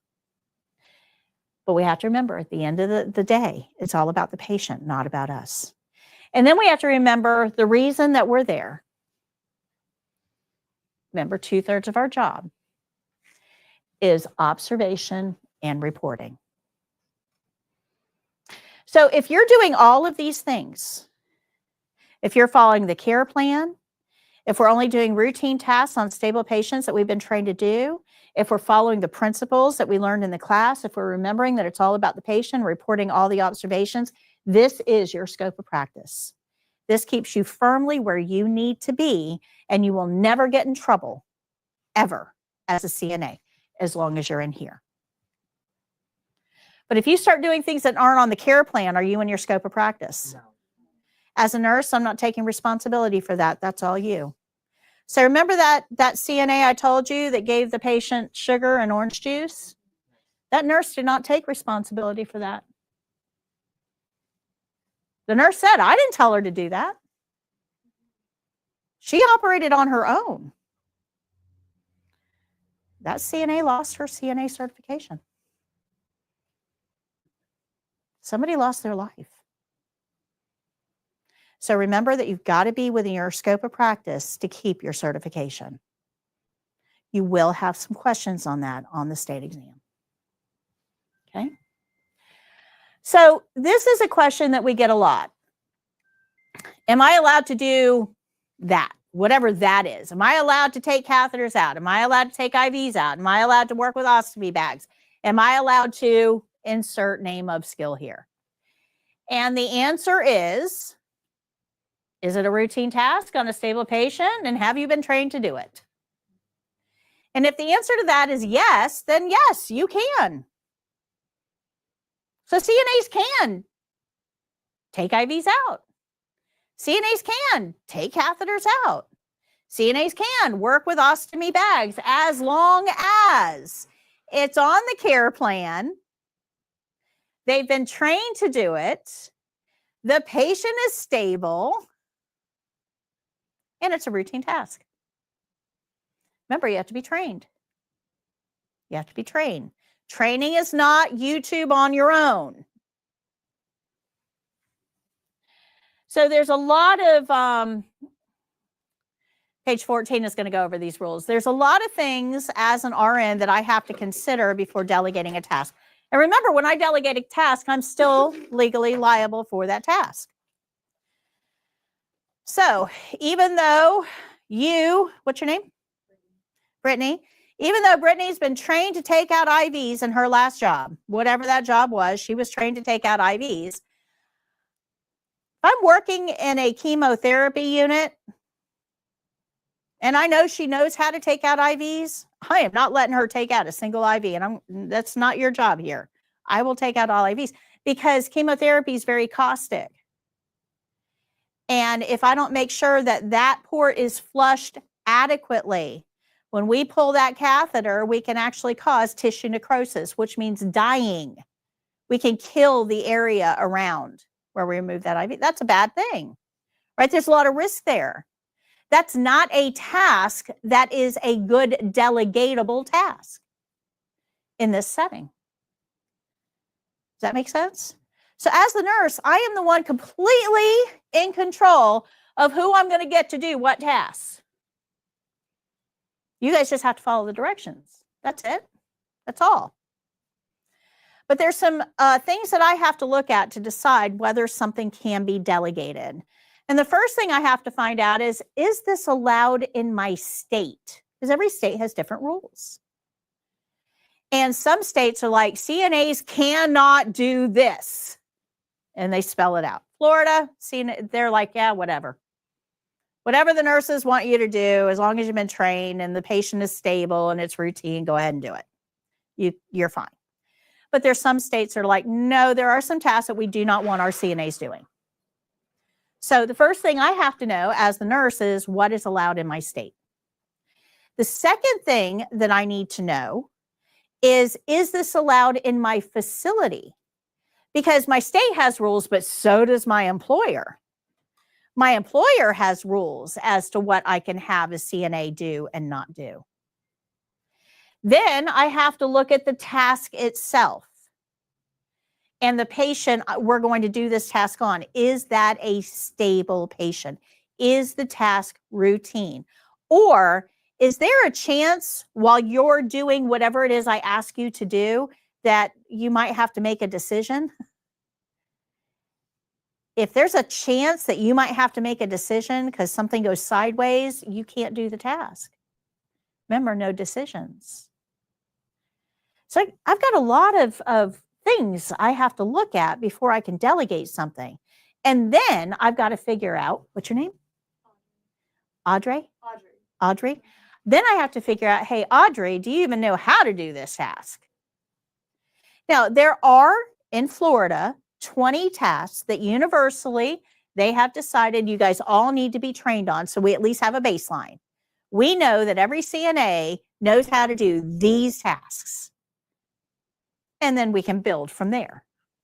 So that means that wherever you go to work, you're probably going to have some tasks to learn relevant to that specific setting. So let me see here. What is your name? Amanda. So Amanda, you're young, you're probably idealistic, and you probably would want to work in a mother-baby unit around beautiful, new, bright, shiny babies all day. Right? Sounds like a lot of fun. So, not for me. I'm old. But so you would be brought into, you get a job there, you'd be brought in, and you're going to be trained to swaddle infants. And you're going to get really, really good at swaddling. I mean, you're just going to be able to wrap them up like a burrito, and you're going to be great at it. Now, what's your name? Madison. So Madison goes to work in a nursing home. Is she going to learn how to swaddle? No. Absolutely not. So the extra tasks that we learn how to do are going to depend on our specific setting. You're going to take a 4-hour class on dementia and learn how to work with patients that are cognitively impaired. That's not going to help you a bit in your work setting. Right? I don't know too many dementia patients that are having babies. So, yeah, yes, we can swaddle those. But we have to understand that every setting we work in is going to have a different type of patient population, which will require different skill sets from us. We start with a baseline of 20. That's what we all know. But if a nurse wants to delegate another task to you, they need to find out whether you've been trained to do that task. Now, this is where your education coordinator is going to come in. Because when you go to work, let's say you go to work in a hospital on a telemetry floor. When you get that job during orientation, they're probably going to put you with the education coordinator for one day, and she's going to teach you how to put all the sticky pads on where they go for telemetry. And that's going to be your job. And you're going to get your training during orientation because they know that's the unit you're working in. Good. So education coordinators will be important in this. When we get trained to do stuff here, when we get a job somewhere, do we have to get trained again to do anything? Usually the 20 baseline skills, they're going to assume you already know, but that doesn't mean that they're not going to test you on them themselves. Okay, so they have us do something, we can't say we're trained on it if we haven't done it at that specific. No. When you're certified, when you take the state exam, that's saying you've got training in these 20 things.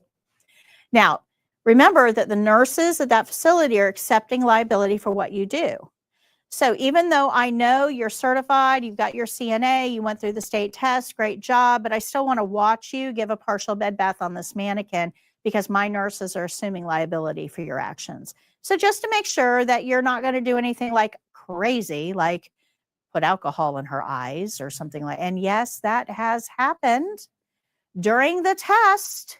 Somebody took alcohol pads and wiped the eyes with alcohol pads during the test. You got to make sure you're not going to do something crazy like that. Okay. So they may ask you to demonstrate a skill or two just so they have a general idea that you, yeah, yes. But did anybody hear, this is totally off topic. Anybody here, they're calling it NurseGate, but down in South Florida, there were a couple of schools that just literally handed out nursing diplomas. About 5,000 people, 5,000 nurses that went on to take the state board. Some of them passed, some of them failed, but they did not complete a training program. And they're now, I mean, this was like maybe 5 or 6 years ago. They've had to go through and find these people and take their nursing licenses away from them because they did not earn them. That's horrible. If my family member had been treated by one of those, I would be scared to death. Yeah, keep that up, Jake. I'd be scared to death, right? So these standards exist for a reason. They're to keep the population safe. But just like that happened in South Florida, there was a woman who was taking the CNA test for other people. Pay her $500, she'd go take your test, she'd pass with flying colors, and you would get your certification. So there's always rules, but there's always ways around rules if you're industrious enough, I guess. So just because you have a certification doesn't really mean that you know what you're supposed to know. So some employers, because remember, their nurses are taking liability for you, some employers may ask you to do a thing or two just to make sure that you truly are well prepared for this position. Does that make sense? Okay. I know, isn't that crazy? I have another question, like another device to say, like nurses has been trained and have certain degrees, like a bachelor degrees in science. They have to have the requirements on also called like anatomy. They have to and like know how the body works, how to everything like to test out the patients. In order to have that, must have a license to order to delegate the CNA. Right. Give up the care plan. Right. All right, so Helen asks, I'm not yet a CNA, but I've been offered a volunteer job at a hospital. Is that good for me? So Helen, I can't really say whether it's good for you specifically. That's a very individual thing. But yes, I mean, certainly it would be appropriate to go to work as a volunteer in a hospital to get familiar with the environment and the way things work, and to also kind of get your foot in the door. So when you get certified, you now know the nursing managers and you say, hey, I am now certified, and it might increase your opportunities to be able to get that CNA position a little easier. So yes, that would be a good option for you. Go ahead and take that down, Jake. All right, so do you guys understand delegation? The only way to stay safe as a CNA is to operate within your scope of practice. So we're going to follow our care plan. We're going to do normal. We're going to follow the principles. When we do the skills, we still have to learn those. We're going to remember above all, it's all about the patient, and we report everything to the RN. This is how we stay safe from liability. You step outside of any of those, and you become liable. You become liable. All right, so let's talk about the exam. Let's go to page 12. Oh, let's take our break. See, I told you, I'm going to talk for 4 hours straight. I'm not kidding, guys. Let's go ahead and take a 15-minute break. I'll put the timer up on the screen so you can see when to come back. Snack center is over there. You can, there's coffee, there's sodas in the fridge, there's waters. Bathroom is in the back. If you smoke, if you go out front to smoke, please make sure you put your cigarette butts in the thing provided, the bucket. Don't put them on the ground for me, if you don't mind. All right, let's take our break. So.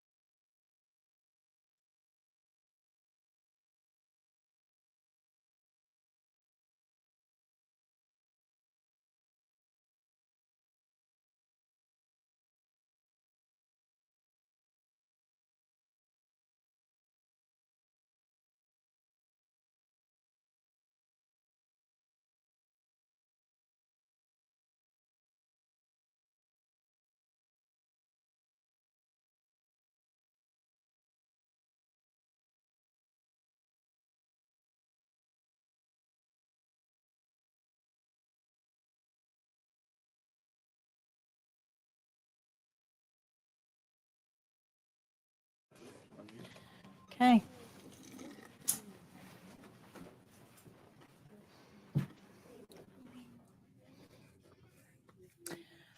All right, we had a couple congratulations come in earlier while I was teaching, so I want to take a minute to address them. Latchman, thank you for your wonderful classes and your cards I bought from you. I passed both of my exams. Congratulations. And YouTube user, good morning, Miss Patty. I finally had my test last Friday and I passed both with flying colors. Thank you so very much. Congratulations. Fatal, thank you so much, Miss Patty. I passed my test with 98 just by watching your live classes. Congratulations. There should be Becky, Nurse Patty, thank you so much for all you do for this community. I got my certificate a while ago, applied for a nursing program, and I'm waiting to get that acceptance email in weeks. Congratulations. Awesome. And congratulations to Amara Vasquez for, that should be A, I'm sorry, I typed that in wrong, for passing the exam on 5:30. Congratulations, Amara. Amara took our class back in January and reached out to me on my text, on my phone, to tell me that she graduated or that she passed.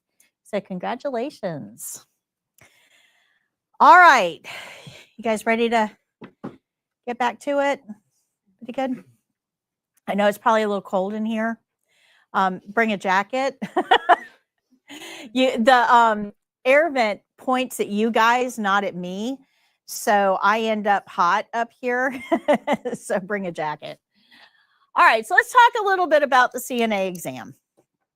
And the notes for this are going to be on page 12.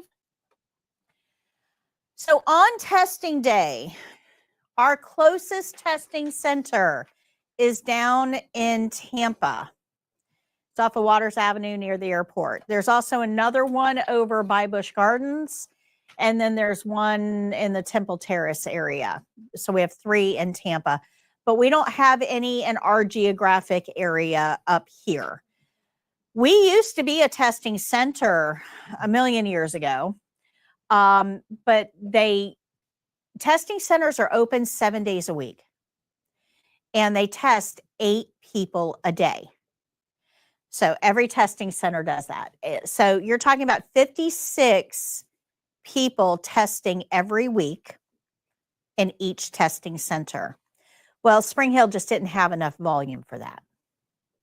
So Tampa does. So you guys would have to travel to Tampa to be able to test. Does that make sense? Good. Some of the testing centers in Tampa actually test 16 people a day. They have basically 2 cohorts going on at all times. So you're going to go, and you can test anywhere in Florida, by the way. You don't have to test in Tampa. If any of you are from Citrus County, they have one in Ocala. So you might want to, consider that one. If you want to test in Miami and jump on a cruise ship afterwards and go celebrate, I mean, you've got that option too. So there you go. There you go. So you've got some options. We're going to go over that next Wednesday in class 4. I give you the registration paperwork. We fill it out together in class so I can make sure you've got the right things in the right places, and we'll go over all of that then. But on testing day, when you go to your testing center, the only things you can take in are your test admission letter, which is emailed to you. You don't have to print it out. But if you have it, you can take it in. You can take your keys, and you can take 2 forms of ID, one with a picture, one with a signature. The names have to match on both. So do I have anybody in here with more than 3 names? Nobody? Oh, you guys are easy. When I have people with more than 3 names, this gets a little complex because you have to make sure that both of your IDs, your one with a photo and one with a signature, has all the same names. So your signature one can be your Social Security card or a debit card or a library card or something like that. but your photo ID needs to be a government issued non-expired. This actually happened to a student of mine a couple of months ago. Went to the test and her ID, her driver's license had expired and she didn't realize it because it expired on her birthday. She didn't realize it, so they wouldn't let her test. Has to be a non-expired, so keep that in mind. I have taken my CNA test. It's been 2 years, like I failed it. Is there a way to look to make sure that I'm able to test again after taking this course, or is it just after 2 years? It totally resets. Okay. Has it been 2 years since your first attempt or last attempt? Good. Okay. All right. As long as it's been 2 years or longer since your last attempt, it totally resets. So you're good. Now, you have a Prometric ID number then. If you have that number, it'll make things a lot easier. Okay, I don't need it, but when you fill out the application, you'll have to remind me because a week from now is a very long time in my brain. So you'll have to remind me, but I'll help you with that part of it. Just remind me that you are retesting. Okay, you're welcome. So these are the things you're allowed to take into the testing center with you. Please note that a cell phone is not on that screen. You cannot take phones, tablets, or other electronic devices into the testing center. There is an exception to that. If you drive yourself, leave all that stuff in your car. If you get dropped off or you take public transportation and you have to have your cell phone on you, that's fine. You can take it into the center, but they're going to make you lock it in a locker that you will not have access to until after the test has been completed. I don't recommend that. I recommend that you leave it in your car. And I'm going to explain why in just a minute. But if you drive yourself, leave it in your car.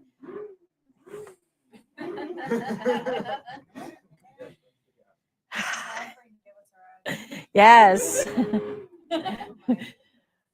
We are operating a speedway out front. Okay. So the other thing that you won't see up here is study materials. So don't take any study material. Don't take your books. Don't take flashcards. Don't take anything with you into the testing center. There will be a time and a place, though, that you can access those things. So when you get into the testing center, I know it's very distracting. I'm so sorry, guys. It's there's an auto shop right here on the other side of the parking lot. So when you go into the testing center, they're going to check you in. And when they check you in, there's a couple things they're going to do. First, they're going to look at your 2 forms of ID to make sure that you are you and you're not testing for your sister or cousin or whatever. They verify your identity. And they also are going to ask you, do you have any conditions, any situations that would prevent you from being a patient for any of the skills that are going to be performed? So let's say that you just had your wisdom teeth removed and you've got some stitches back there. You'd want to let them know that. Like, I just had oral surgery done. Because they don't want to make you a patient for mouth care if you're going to bleed all over the place. I mean, that adds a level of complexity to testing that can't be there, because all testing has to be uniform.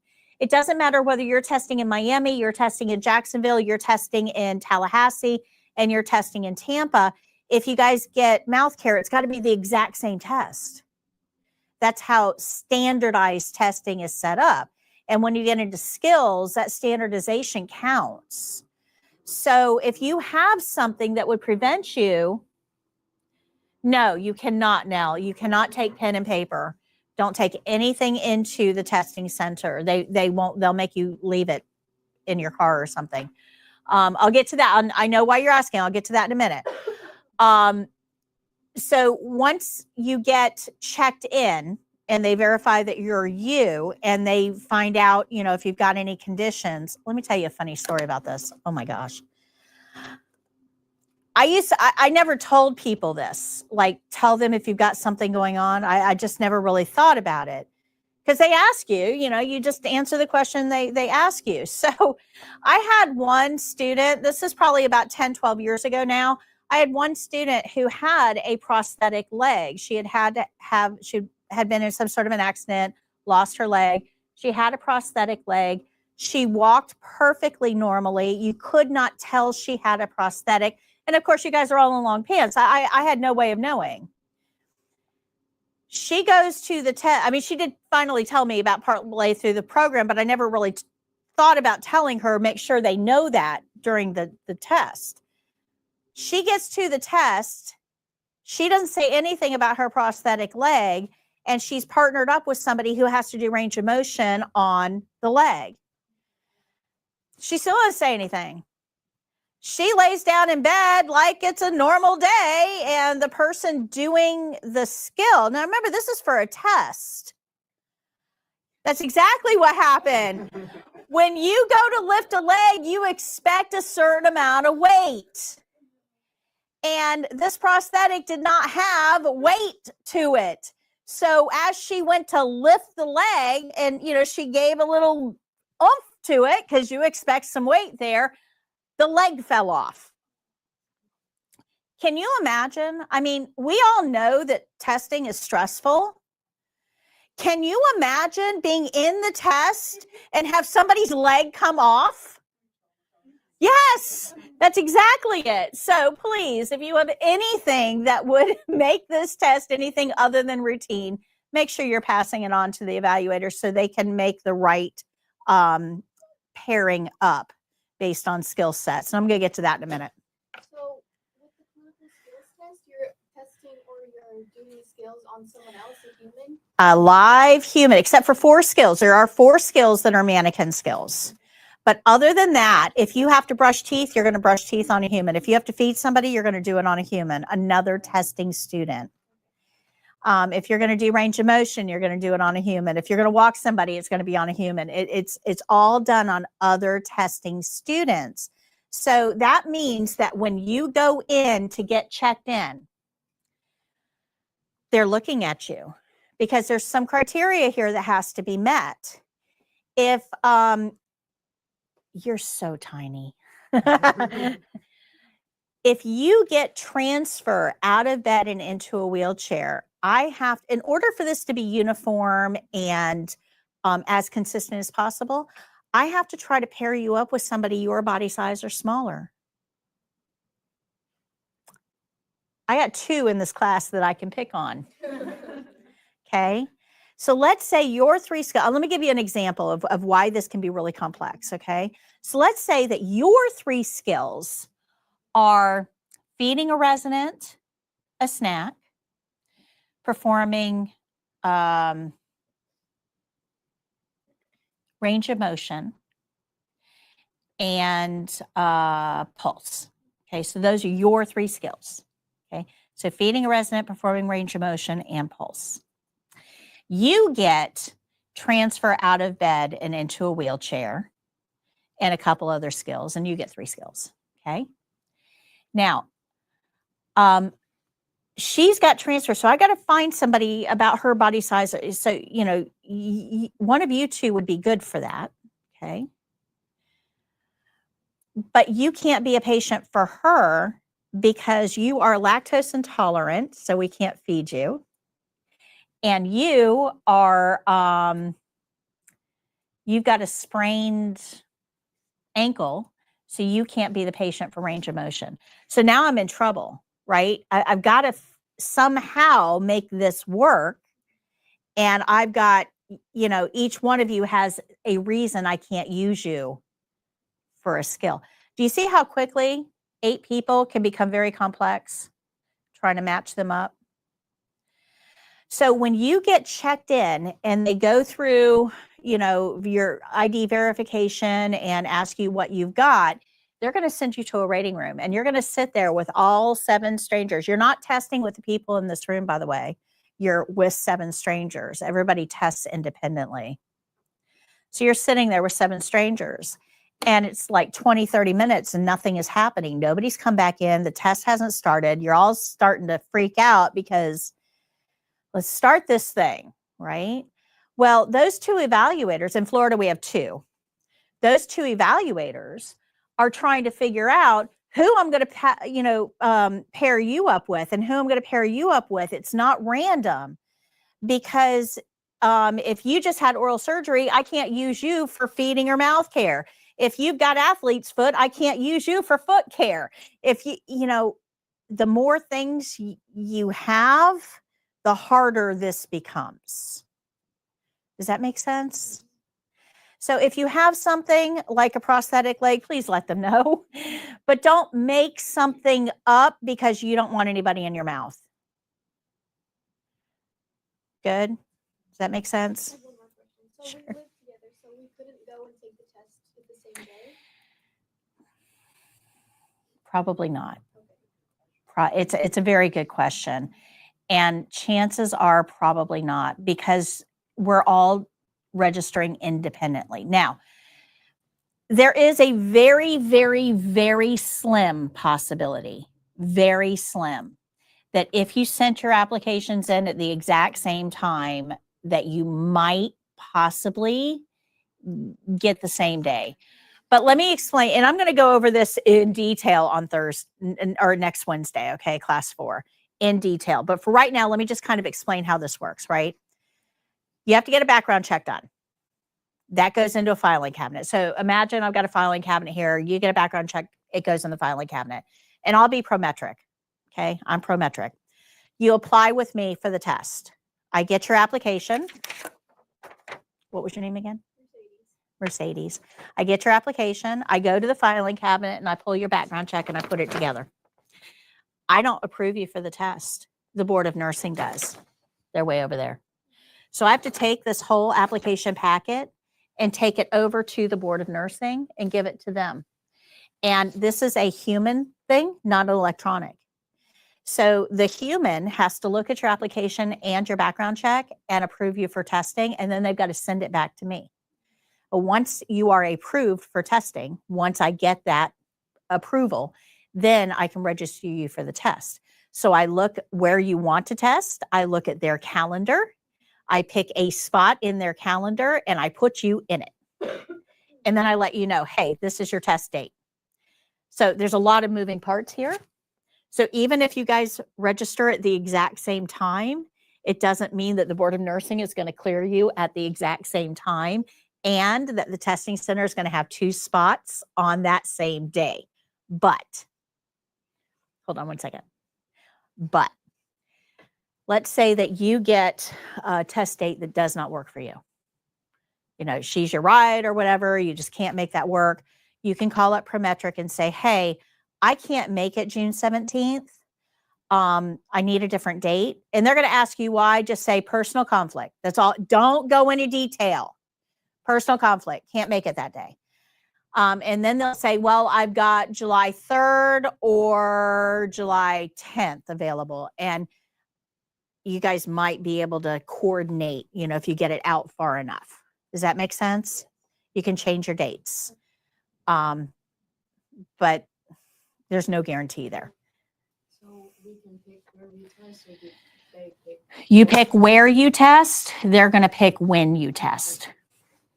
How long does this test ballpark? All day.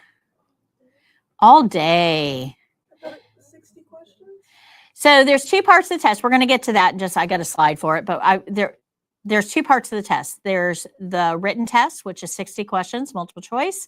And then there's your skills test, which is 3 clinical skills done on another testing person. So let me kind of go through this and it'll show you how this whole thing is structured.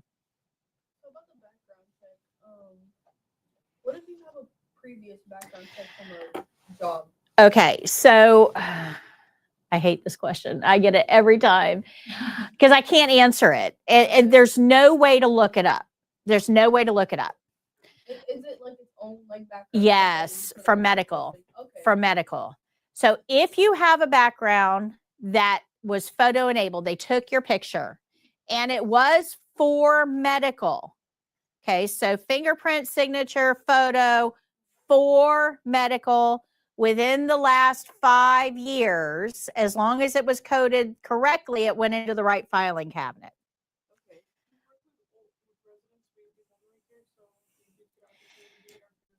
Chances are, yes. There's no way to check. Yeah, because I know there's like a fee for it. So that's why I'm There is a fee, I know, and I want to try to save you that fee, but here's what happens. It's probably, it could, not probably, it could delay your testing a little bit. So let me explain what happens. Remember I said has to be for medical. Medical has its very own filing cabinet. Not all medical codes for that filing cabinet. Some medical codes for this filing cabinet over here. And the test doesn't have access to that filing cabinet, it only has keys for this one. So I have no idea what filing cabinet your background check is in. No clue. Are we able to like get it from our job? Nope. Nope. So what happens is when you register for the test, Prometric looks in this filing cabinet. If they find you, they put it together and give it to the Board of Nursing. But if they go to that filing cabinet, they don't find your background check, they're going to contact you and say, yeah, you're, Which is understandable. yeah. And totally okay. I just wanted to know. It's incomplete. So then you have to go get your background check. Remember that whole process can delay testing because now they don't have anything to send to the Board of Nursing. They've got to wait for the background check to come in. And they don't like continuously check that like once a week, they'll go back and say, hey, do we have it now? Do we have it now? So it can delay your testing just a little bit.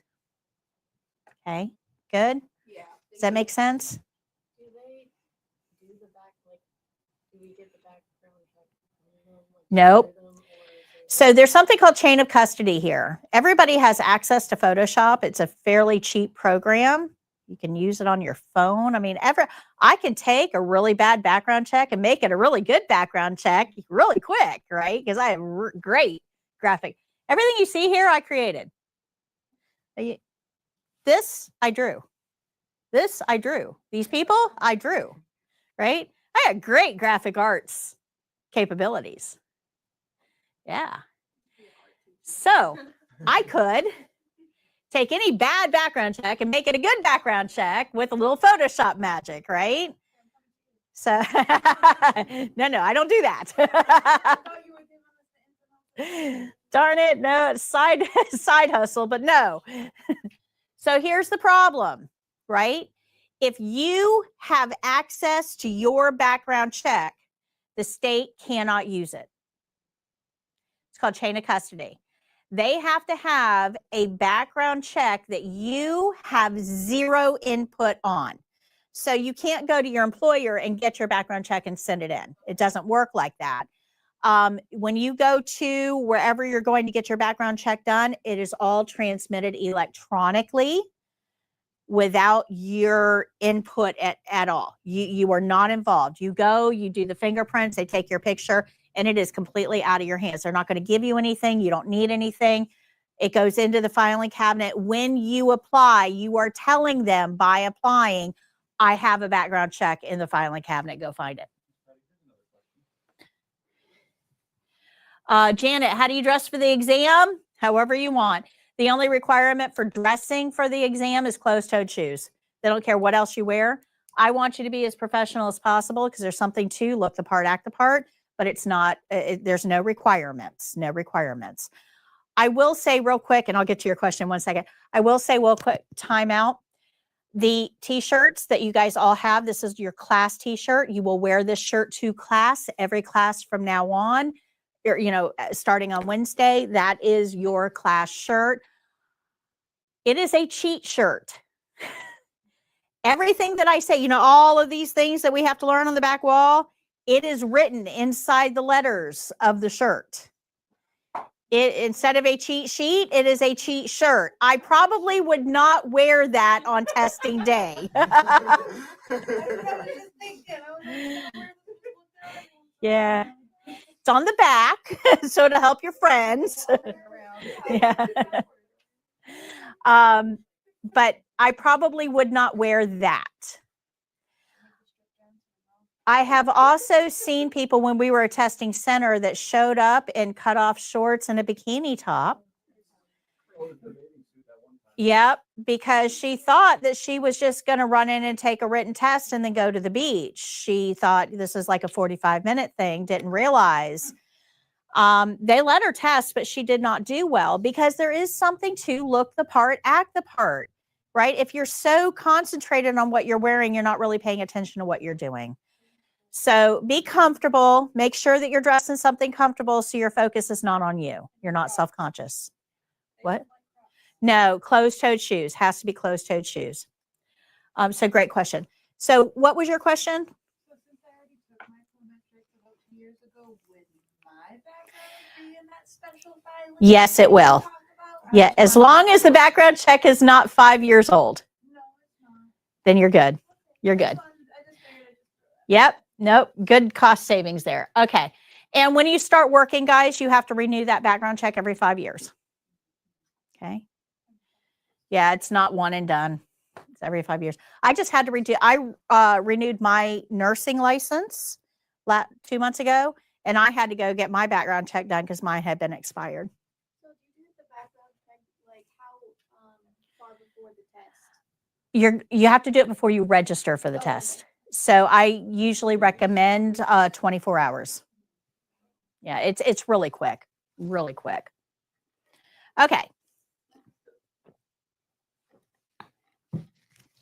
All right, so we get to the testing agency or testing center. We don't take anything in but our keys and our IDs. We get checked in. We're sitting in a waiting room. We're waiting for those 2 evaluators to come back out and pair us up. When they do that, they're going to, they're very intentional about this. There's nothing random. They're going to say, you 2 are group 1. Stick around, don't go anywhere. You 2 are group 2. You've got about 30, 45 minutes before you're going to be testing. You do not have to stay in the waiting room. You can go out to your car and study or whatever you want to do. You don't have to stay in the waiting room, but be back here in 30 to 45 minutes. You 2 are group 3. You've got about an hour and a half to kill. So target clearance shopping, get your mind off of this. You 2 are group 4. You've got about 2.5 hours before you have to be back here to test. So Chili's 2 for 1 margaritas. We'll see you in a little while. So they're going to come back to group 1 now. And when they come back to group 1, this is them pairing you up. Hold on. Whoops. Come back here. They're going to pair you up. And remember that this is not random. This is based on the skills that each of you are assigned to do. This is not a random pairing. I made it random in here, but this is not a random pairing. Once they get group 1 into the testing center, they have to show you around. You've never been there. You don't know where anything is. You don't know where the washcloths are or the towels are. You don't know how this bed works. How do you raise the bed, lower the bed? How does the head of the bed go up? What are we using for a call light? What is our privacy curtain? They've got to show you around. Think of it like a little mini orientation. Once they've shown you around, they're going to pick one of you guys to go first. They're going to have this care plan set. They're going to give it to one of you. They're going to read it to you. They can't even trust that you know how to read. They're going to give that care plan set to you. You get to read it as well. It is yours throughout the test. And the other person is going to become your patient. The evaluator will give that person specific instructions. Like, I need you to sit in a chair, or I need you to sit on the bed, or I need you to lay on the bed, or I need you to put this gown on over your clothes and get into bed. I need you on top of the covers. I need you below the covers. They will give you very specific instructions. They're also going to give you a script. When you are a patient, you are to be pleasant, cooperative, and you. Not a 90-year-old version of you. If somebody has to walk you, you are going to walk like you walk. Normal. Yeah. You are not going to do this. Okay? You are going to walk like you walk. How many of you guys have people at home you're going to be practicing on? You should all have people at home you're going to be practicing on. You will have some practice time in class starting in week 3, but you don't get a lot of practice time. You're going to be practicing a lot of this at home, and I'll explain how in just a little bit. But when you go home and you tell these people how your first day went, I also want you to tell them, when I practice on you, my teacher said that you are not allowed to make this hard, because that does not prepare me for the test. You need to be cooperative, because if you can't pass the test, it doesn't matter what the rest of those patients out there are like. And the people at home try to make this fun for them, and they try to do stupid stuff. Tell them to knock it off. Your teacher said, because if you can't practice the skills for real for the test, the rest of that doesn't matter. Okay? Once you pass the test, they can be as stupid as they want to be. Good? It's going to be the biggest stumbling block for you guys. All right, so one of the things that you're going to be graded on during the test is something called indirect care. And we're going to talk about that at the very, very end of class today for like 2 minutes. But I want you to, this is all I need you to understand about indirect care right now, is that on the back of these care plan sets that I have up here, where I have all of the checkpoints, I've also included the checkpoints for indirect care. Now, indirect care are what we call the nice things. They're behaviors that will impact how the patient perceives your care. So they're actual graded checkpoints. So remember that you're not just graded on what you do, you're graded on how you do it.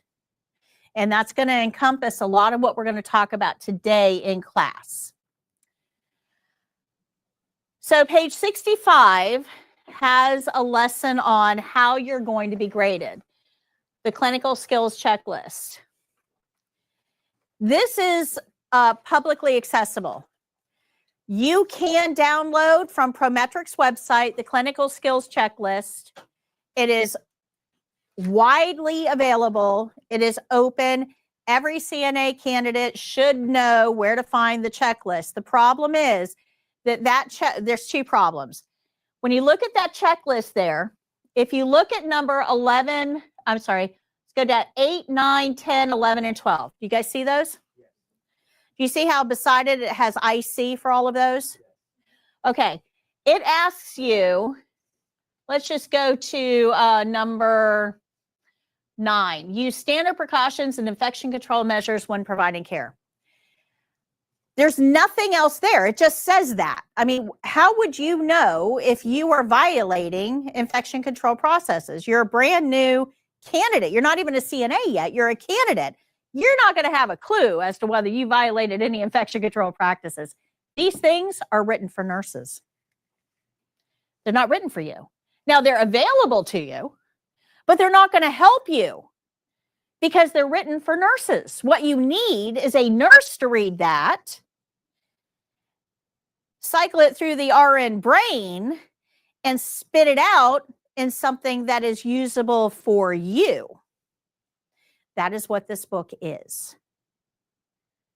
I took these checklists. I told you I was a Prometric specialist, okay, subject matter expert. I know everything every one of these checklists say verbatim, word for word. I know exactly what they're testing you on and the things that you are likely to do to cause you to fail. My job is to make you understand what they're testing you on and to create behaviors in you that will not allow you to fail. Good? Make sense? All right. So understand the checklist is available to you, but it's not really going to help you. The book is going to be much more helpful than this. But you do have access to the actual grading checklist. So when your evaluators are grading you and you're doing the skills, they actually have this paper checklist in front of them. This is a real thing. It's like a piece of paper with all of this stuff on it, and they have a pen. And as you do a step, they check it off. You do another step, they check it off. But that means that about half of the time that you are doing the skills, where are they looking? They're not looking at you. Is it possible they might miss something because they're looking at the paper instead of you? So when you're doing the skills, you really should be talking those skills out, telling the steps that you're going to be doing, but don't tell them to the evaluator.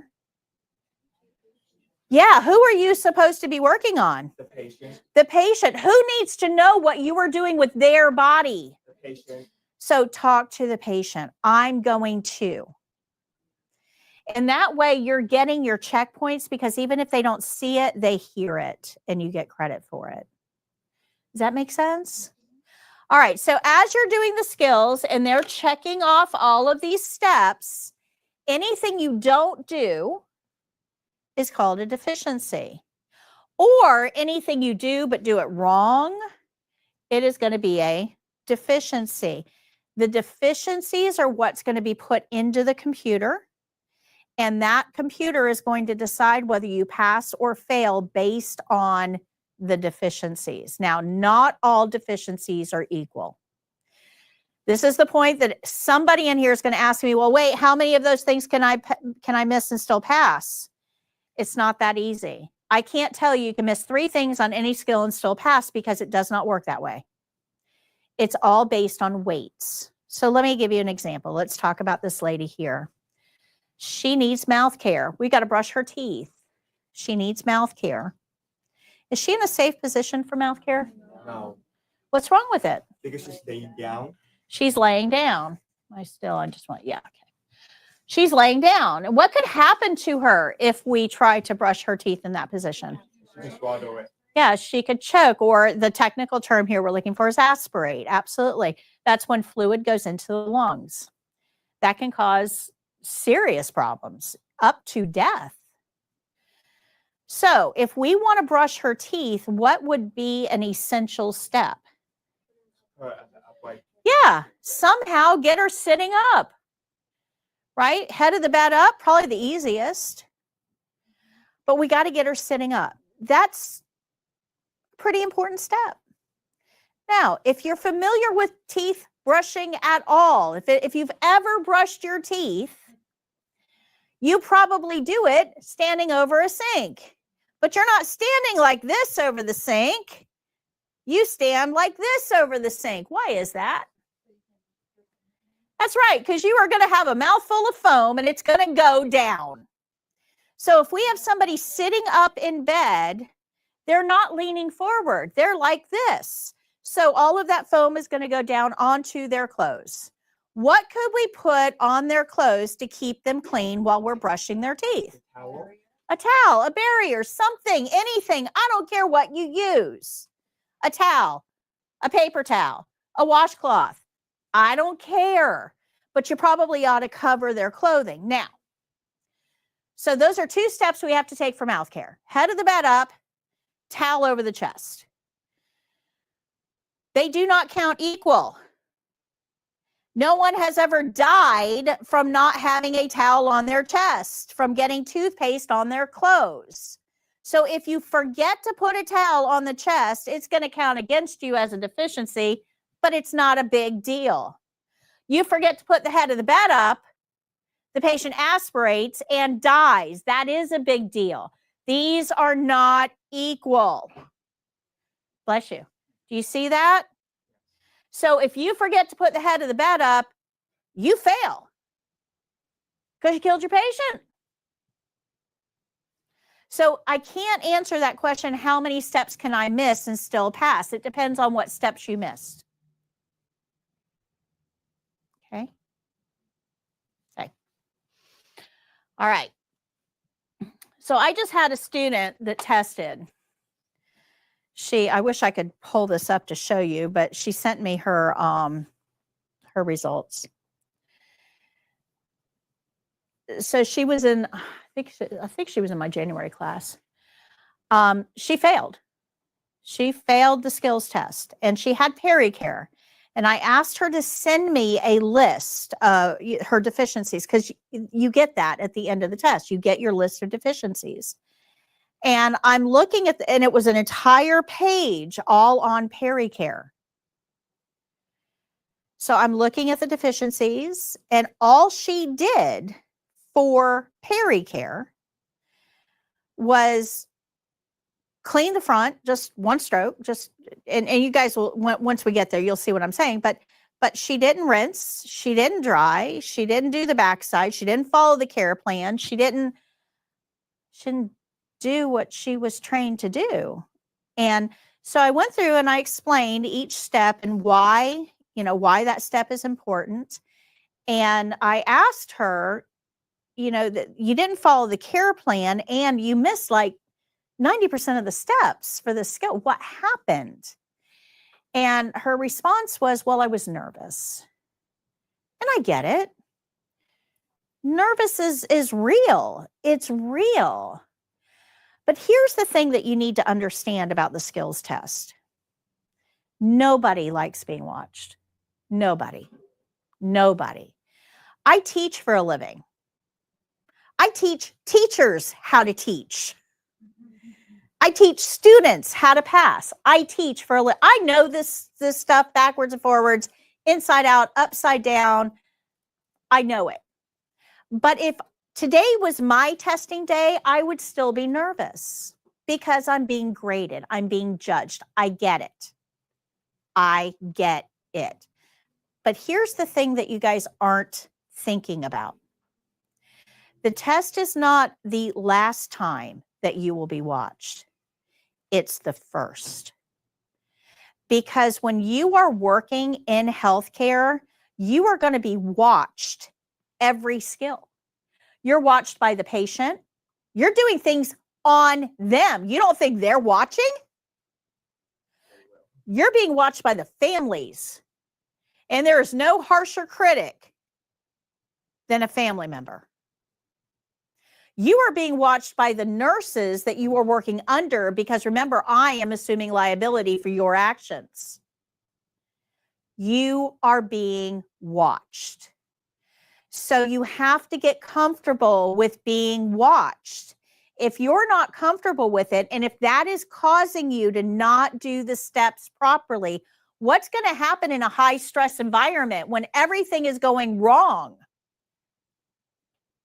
Who's the one that's going to pay the price? The patient. So that's what the test is all about. You have to be able to function under pressure. There's no way around that. You have to, because it's not the last time you're going to be under pressure. It's the first. Does that make sense? You do feel, do you have to wait a certain amount of time? 30 days. 30 days, you can retest. Yep. Has to be 30 days between attempts. So you can register for another attempt right away. You just have it, they can't schedule it until 30 days. If you don't pass the first time, how many tries you get? Three total. And then you have to wait 2 years from your last attempt. Okay. My goal is that you guys all pass on the first try. That's really my goal. But I don't want that nerves problem to derail you. I need you to understand that it's not the watching that's the problem. The watching is going to continue. You've got to be so good at what you're doing that you don't have to think about it. You just go on autopilot. Anybody here drive? Hold on one second. Anybody here drive? Have you ever gotten to a destination and realized that you really didn't remember the driving part? Okay, you are driving a multi-ton killing machine. And you weren't aware of what you were doing? I mean, it happens to all of us. I do it, right? You're on autopilot. So you are able to manage other traffic. You are able to manage the mechanics of driving. You're able to do all of that without your brain really being engaged. You are on autopilot. It's called muscle memory. The only way to develop muscle memory and be able to do something without thinking is through practice. So if you want to pass the test, practice until it's so ingrained in you, you can do it without your brain.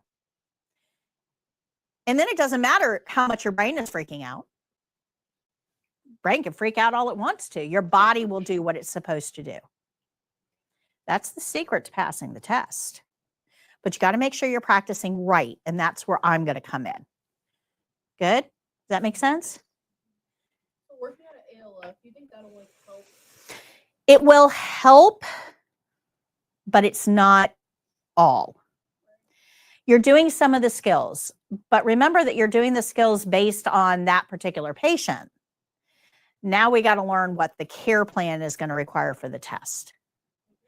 And the problem with ALFs is you're being trained by other resident aides, and they may not necessarily know the right way of doing things. So good habits, bad habits. Yeah, yeah.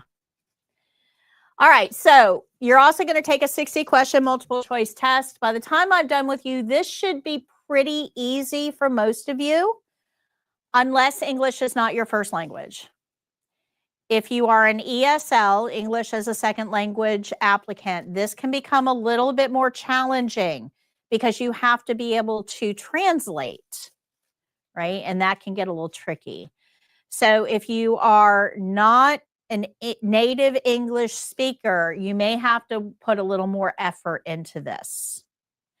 So I would really pay attention to the reading, the homework reading.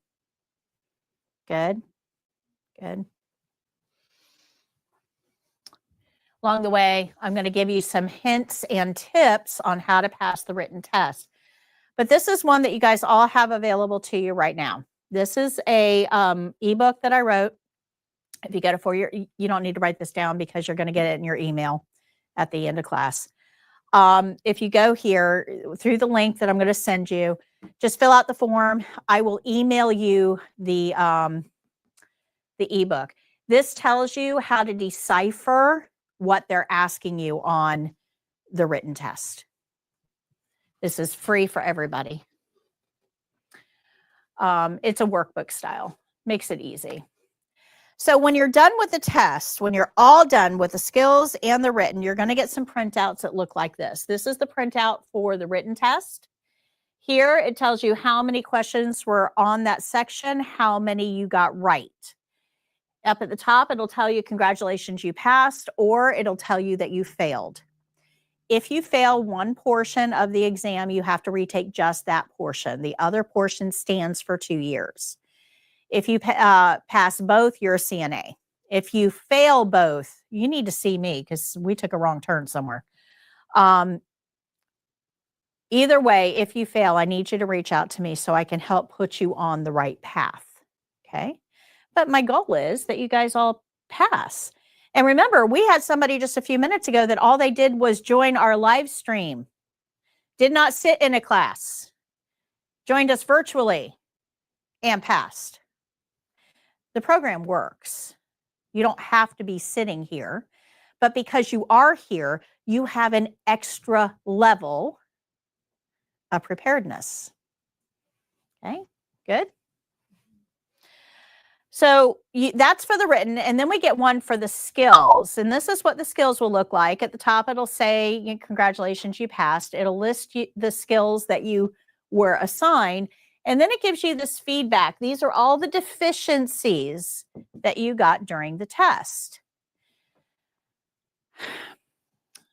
So in Florida, I don't really know where we're at with this right now. So that's why I'm sighing heavily. Everything is so mixed up right now. In Florida, we had 2 evaluators. 2 RNs were grading you for the last 5 years. We had 2 RNs that would grade you. And that was for your protection. Because before that, we had a whole lot of people that would fail the test and say, but I did that step and the RN never saw it. Well, they may not have seen it because they were looking at the form, not at you. I mean, it's possible. So what they decided to do is put 2 RNs in there. And they said, well, if one of them sees it and one of them doesn't, we're going to give you credit because obviously you did it. Somebody just missed it. But if both of them do not see you do a step, then it's going to count against you. So if you have 2 RNs, when you get the feedback, if something shows up twice for that feedback, that means that neither one of those evaluators gave you credit for that step. If you only see it once, it means we gave you credit for it and it didn't count against you. Does that make sense? Okay. Now, the last couple of people that have tested have told me that there was only 1 RN because we have a shortage right now of evaluators. So I don't know whether you're going to have 1 or 2. And those of you who are testing, let me know.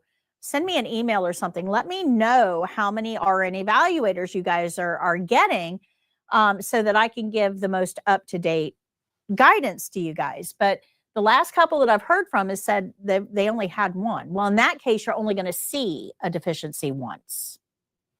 If there's only 1 person grading you, I would definitely be talking out loud. I mean, I would be talking out loud anyway, but still. All right. So everybody good with that? Okay. This next section, I'm going to kind of go a little fast. So remember, we're at 12. Okay. You're probably going to want to go back and re-watch from 12 to 1. Because I'm going to go through this quickly. But it's something that you're going to need to know. Good? Good. All right. So while I was developing this program, remember I've been doing this for almost 20 years now. While I was developing this program, when I first started doing this, I was awful at it. I was awful. I didn't have all of this built out the way I do now. This has been a long project for me. And the first couple classes I did, the students didn't do all that great. So I went back and, okay, well, wait a minute. If they're not doing great, I'm missing something. Because as an RN, like every other RN, I thought, well, all I have to do is teach you what I know and you're good. And that is not correct. I'm not making many RNs. I'm making CNAs. And they're totally different things. Totally different things. So I had to learn, okay, well, CNAs can't figure out how to do things on their own. They have to follow the care plan, right?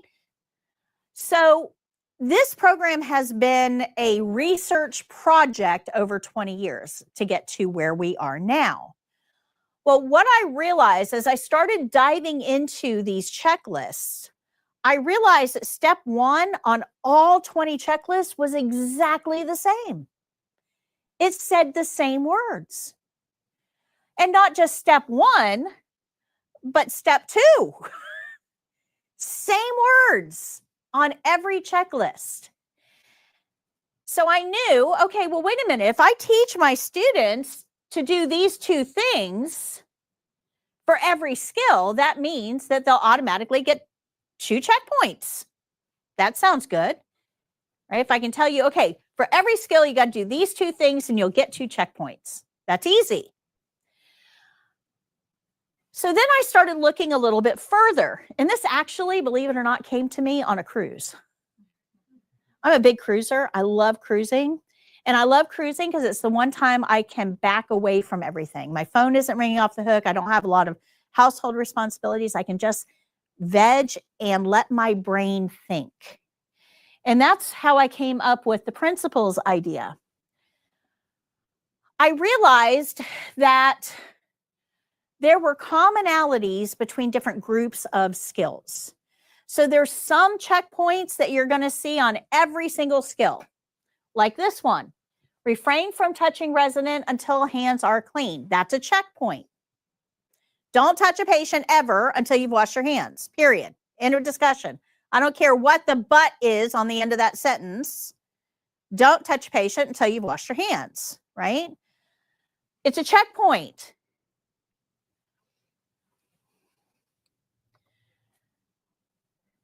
We also have to leave the call light in or near the resident's hand at the end of every skill. That's a checkpoint.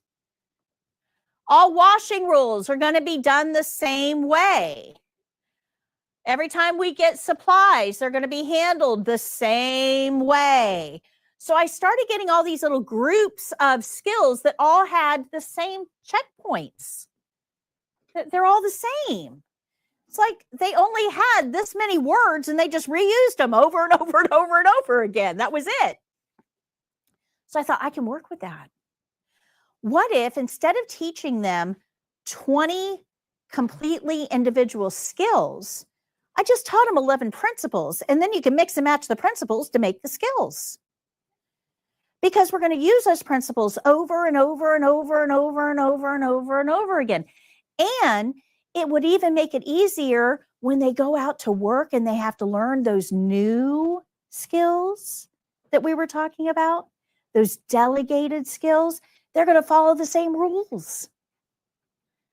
So it would be easier to teach you the rules and then use the rules to make the skills. Does that make sense? So that's what we're going to learn are the rules. And then we're going to mix and match those rules to make skills. So the one that we're going to start with is the opening. This is how we start every single skill. So if you look down the side here, you can see all 11 principles we're going to learn. And the good news is you already know one of them.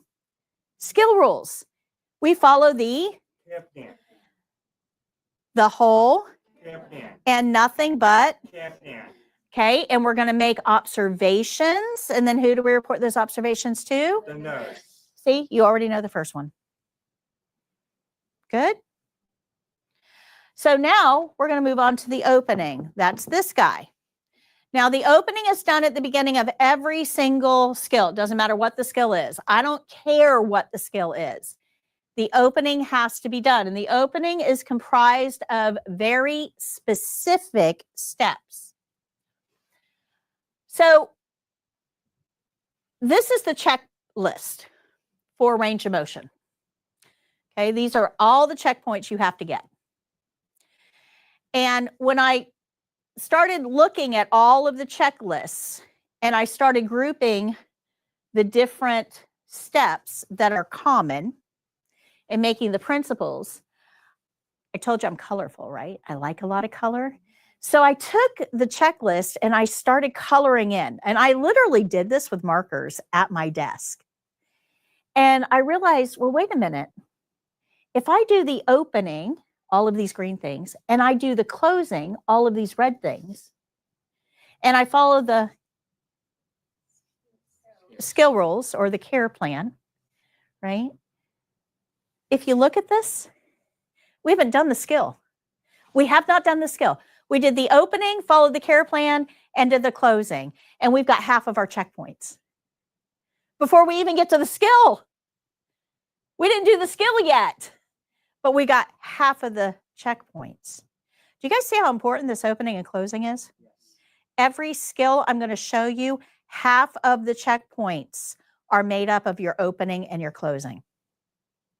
That's how important the opening and closing is. If you just walk into a room and start working with the patient and you don't do the opening steps, if I just walk in and start, I will fail the test. Because look how many checkpoints I've missed. Everything in green. So when you're practicing, make sure you're practicing with the opening, because the way you practice is the way you're going to do it for the test. Remember, you're going to go on muscle memory, autopilot. Make sure you're doing that opening when you're practicing. So let's get into how to do the opening. These are called the big four. This is what we're going to start with. This is what we're going to focus our time and attention on today and at the beginning of the next class, because these apply to all 4 skills. We call them the big 4 because they apply to everything. Skill rules, we already know. Opening, we're about to learn. Closing, we're going to learn in a few minutes. Glove rules will be the very first thing that we learn next class. Those 4 belong to every single skill. Page 27 has all of the principles listed out for you, so you can see them easily. And I have flashcards available as well. I am the worst salesperson on the planet. I don't like pitching my own stuff, but if I don't let you know that they're available, students tend to get a little upset at me at the end of the class. I didn't know it was available. So let me just tell you about the flashcards. On my website, they're like $25. I actually think they're $29.99 now. But for you guys, while you're enrolled in the program, they're $14.99. These flashcards have all of those principles. They also have all the supplies for every skill and all the steps for every skill. So this is kind of like a small version of your book in pocket form. You can make your own. There's 53 flashcards here. You can make your own. Get some index cards. Write down all the steps. Write down all the supplies and the steps of the principles. You can make your own. If you want them ready-made, I have them for $15. Guys, this is pretty much my printed cost on these. So I'm not trying to make any money off of you. I'm trying to give you the tools that you need to be able to review appropriately. All right. So in order to understand the opening, we have to think about the patient for just a second, because the opening really is all about the patient. So on page 23, or I'm sorry, not 23, 21, we have to think about the patient. Now you can go back and read this lesson if you want to, but I'm going to kind of sum this up for you. Your patients are not where they want to be. When you get sick, where do you want to be? Home. Yeah. Your home is your safe space. It's where you want to be when you are most, that's a great word, most vulnerable. Thank you. That's where you want to be. And when you're not at home and you don't feel good, you get a little grumpy, right? Because you want to be at home in your nest, in your bed, comfortable. So our patients are not at home. They're wherever we are. So they're automatically going to be a little grumpy because they're not at home. That's where they want to get back to. Does that make sense? They're also probably a little worried about their own health and what that means to them. They're preoccupied. Every patient in a hospital thinks they're dying. Just ask them, they'll tell you. If they are sick enough to not be home, they think there's something seriously wrong with them. They are preoccupied. But it's not just about themselves that they're preoccupied and their job and how they're going to pay this bill and all the things that go along with that. They're also preoccupied about things outside of their control, like who's feeding my cat? Where is my significant other? And what are they doing? Who's picking my kids up from school, and are they making sure that the homework gets done? They're thinking about things outside of their current control. Does that make sense? Everybody understand that? And those things can make it hard for you to concentrate on what people are trying to tell you. Your brain goes other places. So you have somebody that's a little bit grumpy, very self-absorbed, and probably a little distracted. Make sense? Okay, now, anybody ever been a patient at a hospital? Okay. The one thing you need when you're sick is rest. Do you know the very worst place to try to get that rest? In a hospital. Nursing homes is just as bad. Pretty much where CNAs work, we like to interrupt people while they're sleeping. Yes. Which means that this patient is not getting adequate rest. Anybody ever been sleep deprived? What does it do to your mood?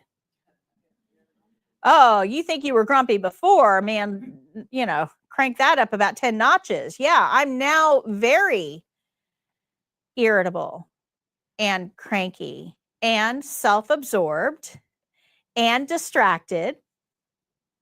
You're starting to get a sense of what your patients are going to be like here.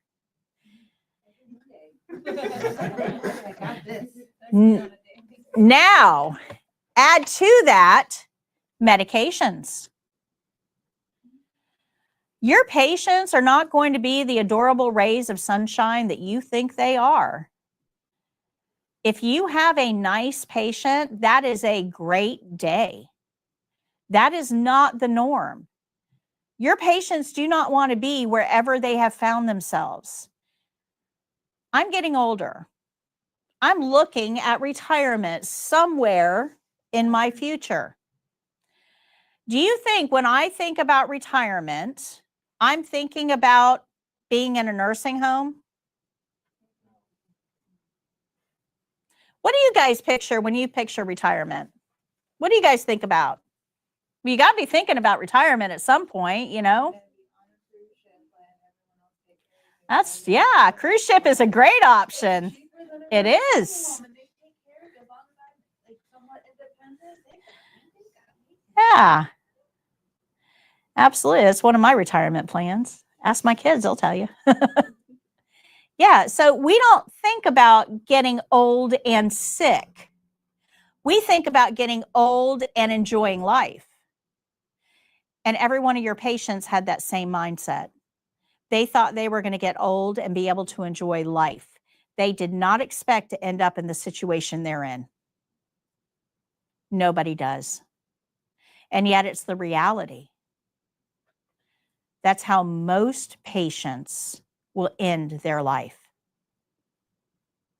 So if you have a nice patient, that is a great day. But do not think that all of your patients will be nice. They have their own issues that they are struggling with, and they're big issues.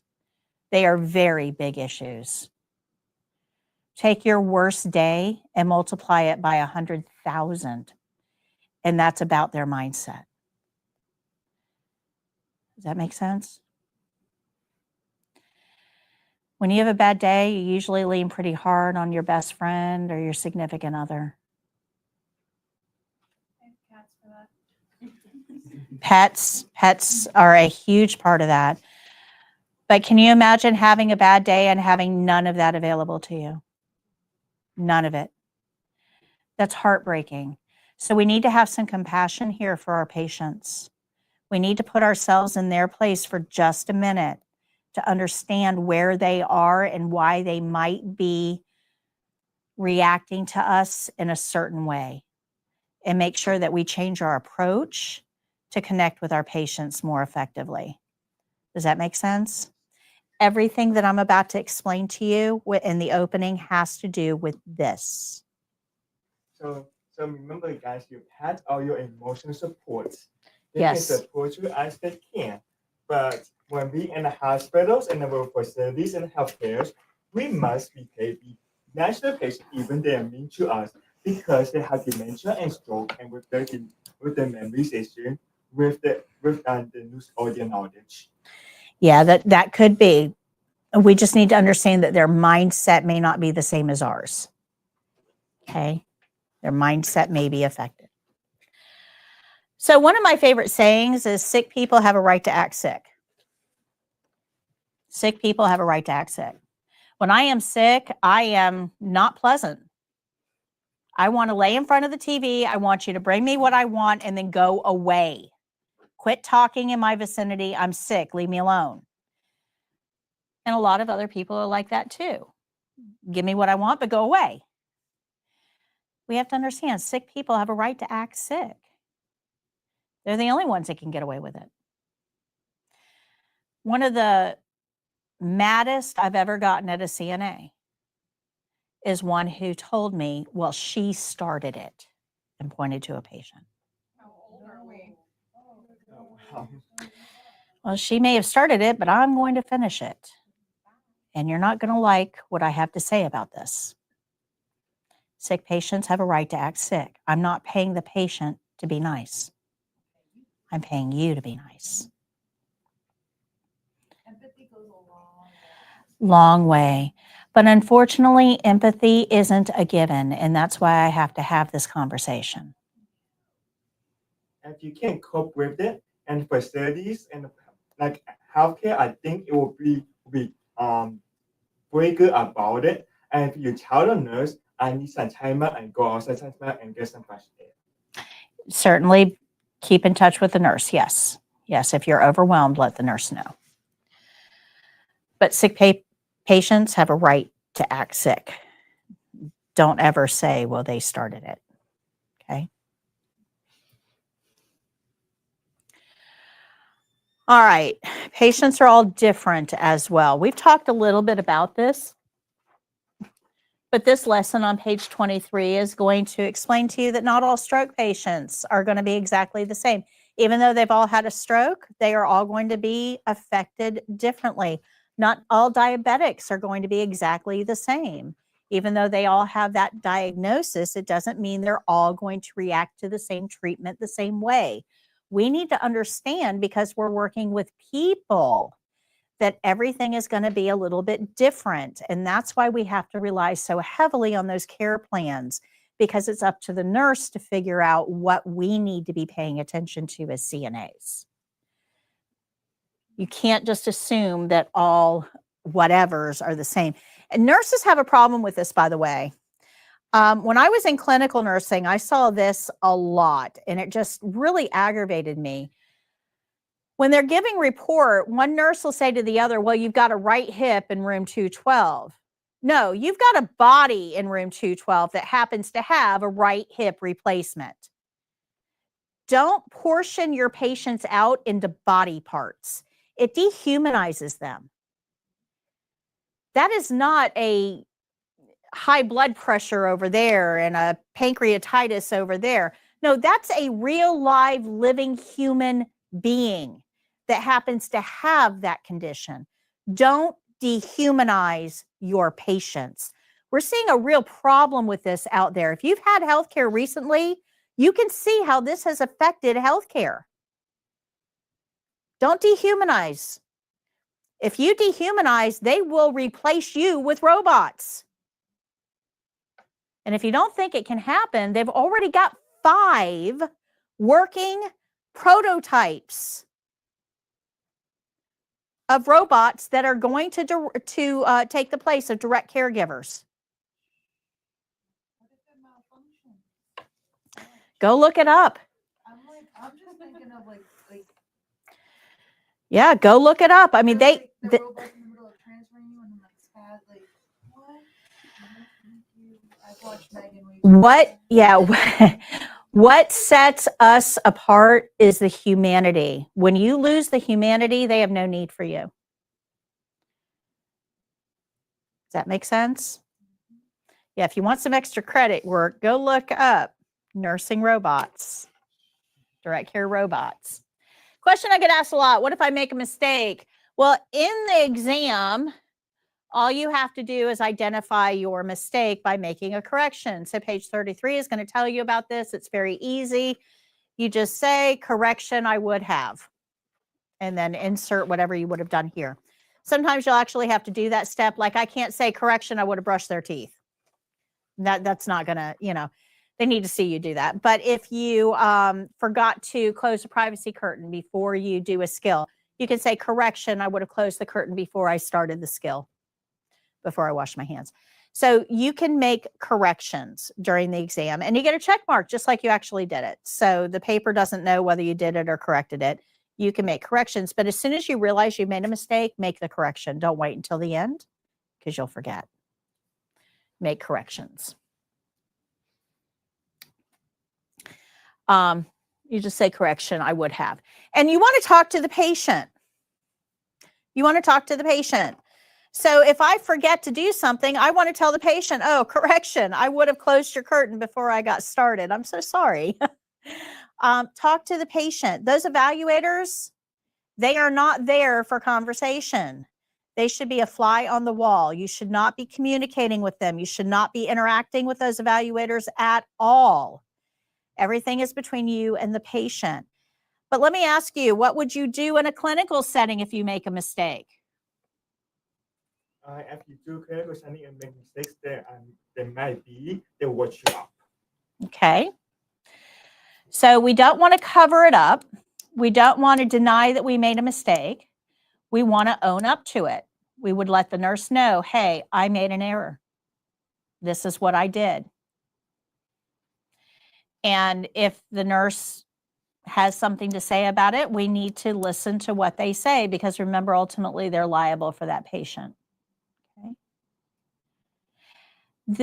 We don't expect perfection. We do not expect perfection in any part of medicine. That's why we call it practicing medicine.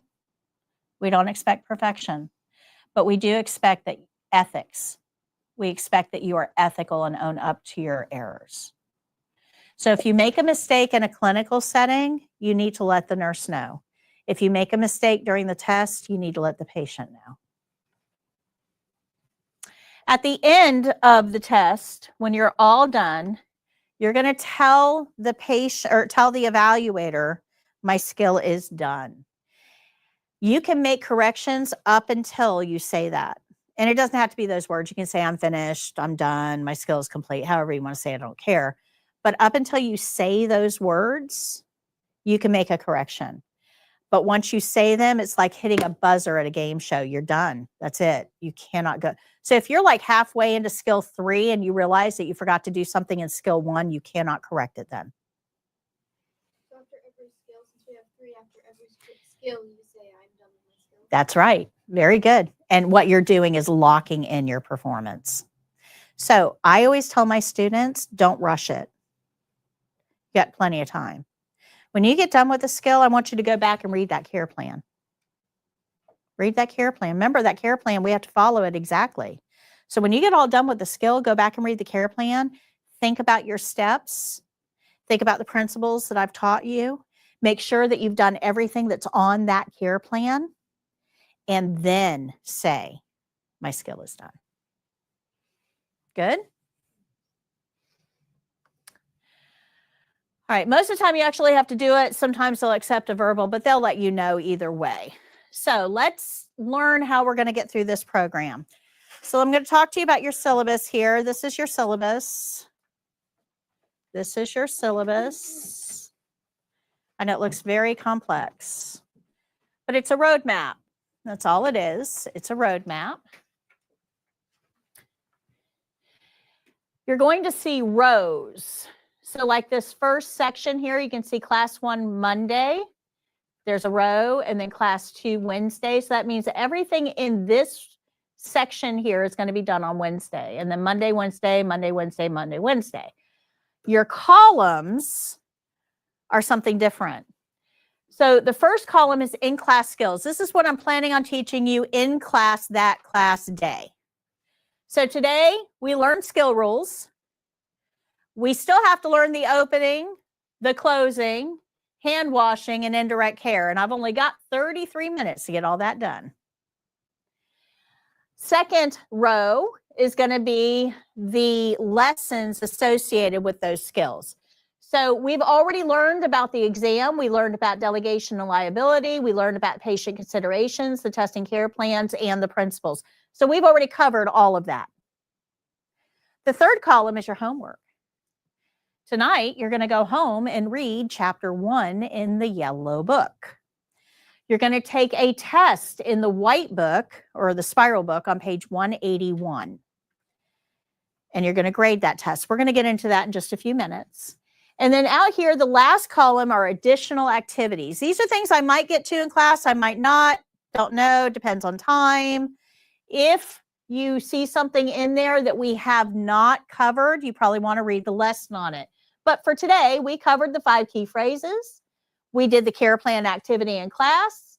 We talked about corrections. We're going to cover warm, dark, and moist in a minute. And we've talked about skills grading. So we've covered all of that in class today. You guys see how this works? But if for some reason you're not coming to class on Wednesday, you can look here to see what we're covering. We're going to learn how to do glove removal. We're going to learn how to take a pulse, dress a resonant, and do range of motion of the shoulder. These are the lessons that are going to go along with that. Over the weekend, you'll have chapters 2 and 3. Weekends, you always get 2 chapters. And then some additional learning opportunities like stand-up precautions, ADLs, we've actually already covered, dressing basics, and hand washing and simulations. So this is how we're going to get through this program. And for the most part, I pretty much stick to this because I've got them all on slides. by class. So I'm pretty good about sticking to this. But sometimes we may have to rearrange a skill or two if I get a little long-winded and we don't get to something. Okay, good?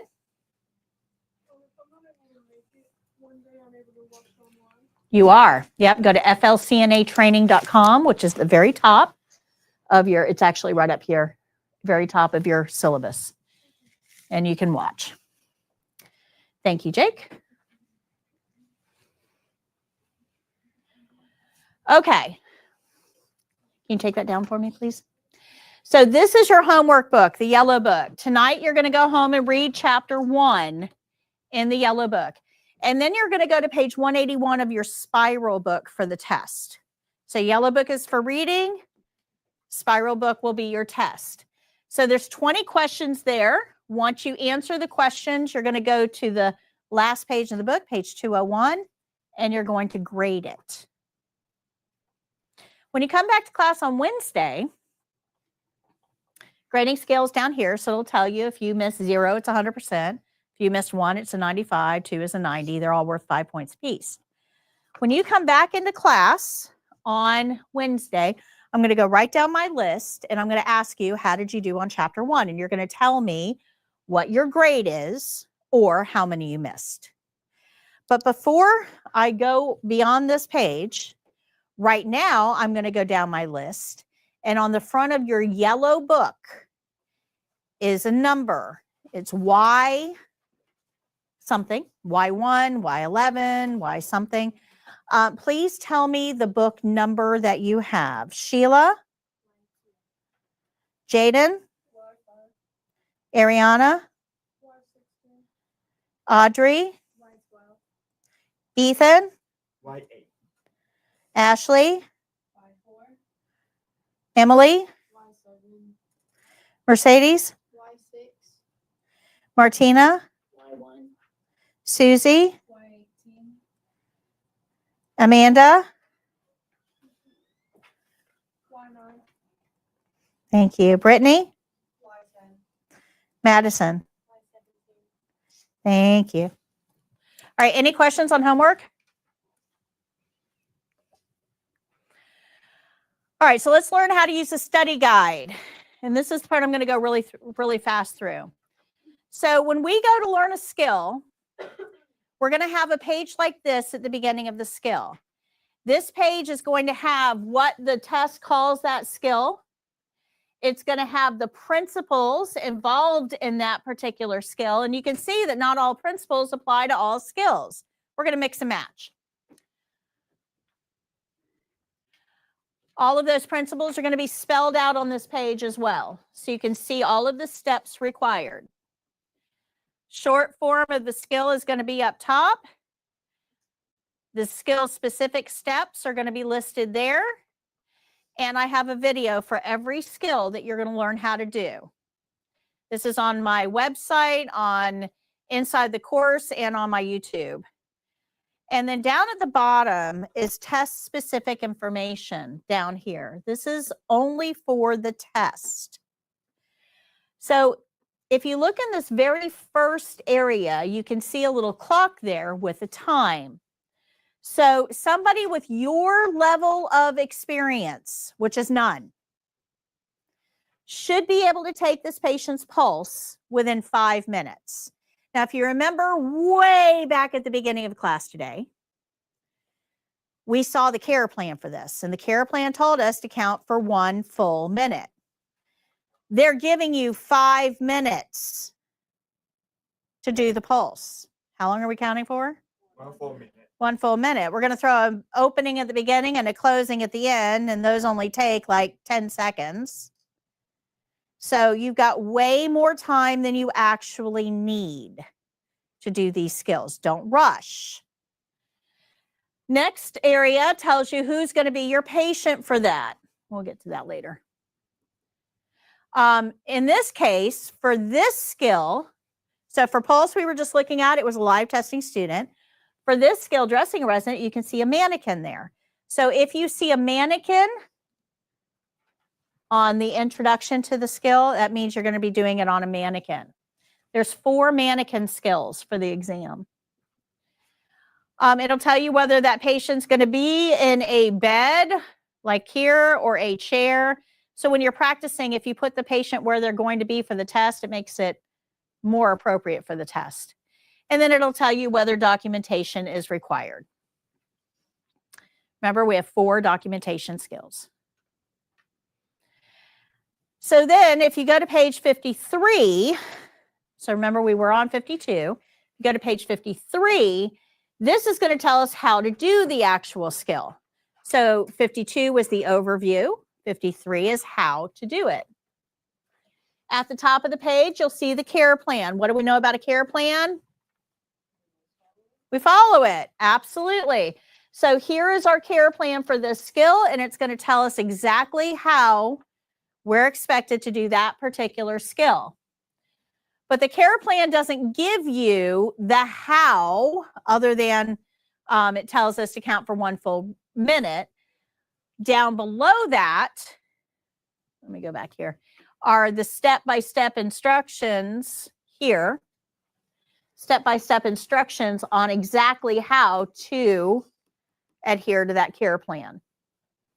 At the bottom of each page is your supplies for that particular skill.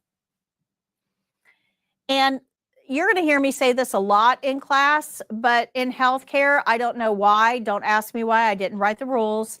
Supplies always have at least 2 names. They just do. So on this page, 37, I have the names. So this is a privacy blanket, also known as a bath blanket. These are chucks, also known as underpads. This is a gait belt, also known as a transfer belt. This is an orange stick, also known as a cuticle stick. A bath basin is also known as a wash. You get the idea, right? So this page shows you all of the supplies that you'll be using on a regular basis during the skills, but it also gives you all of the names that you're going to hear them called by. Good? Yeah, that is going to take on more relevance as we go through the program. One more thing that I have for you, oh, I don't have it on here, is we're going to get into this in a future lesson. When you're practicing, we have practice kits. You can see them on the back wall there. Those practice kits, you get at a special price while you're enrolled in the class. It has all of those things that we just saw in them. It has a bath blanket. It has a bath basin. It has an emesis basin. It has the toothettes and the toothbrush and the denture brush and graduate container and all the stuff that you would need to practice. So when I was creating these step-by-step instructions, the way I created this was by using that checklist. I put that checklist through the RN brain and wrote step-by-step directions out. I need you guys to understand just how detail-oriented I am. So I know we're running low on time, but let me just go through this really quickly with you. How many of you guys know how to make a peanut butter and jelly sandwich? How many steps do you think are involved in a peanut butter and jelly? 6, a lot. Did you?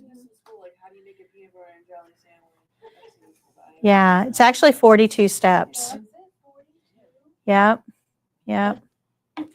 Well, where's the peanut butter? Well, where's the jar?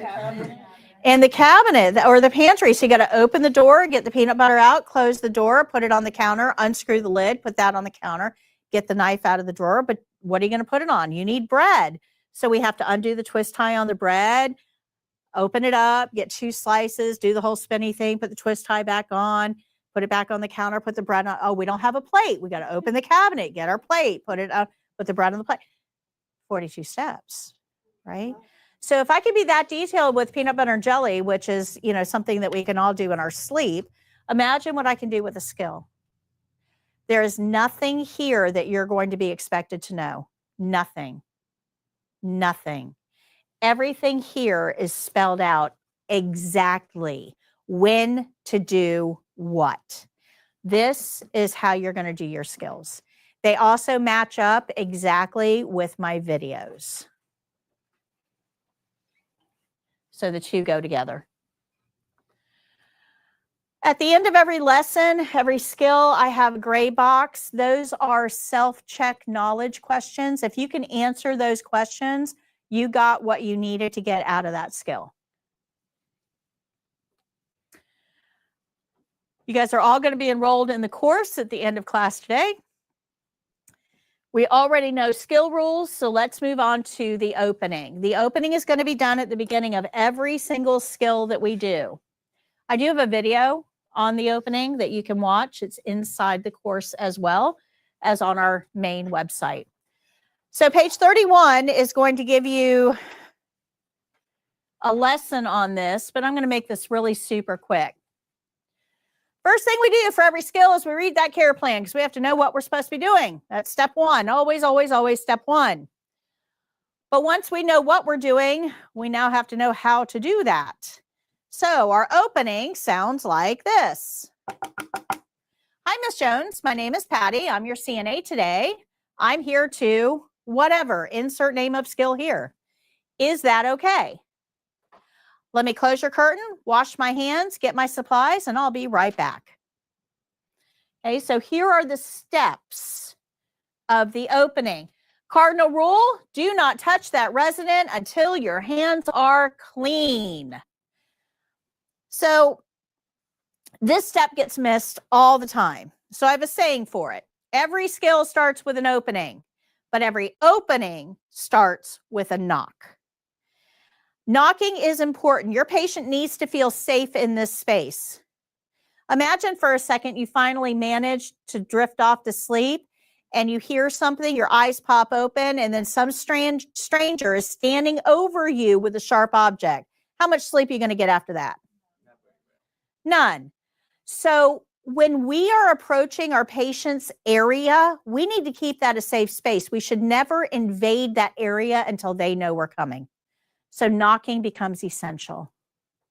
Remember I said the opening had a lot to do with how we see our patients, how we relate to them. So every skill starts with the opening. Every opening starts with a knock.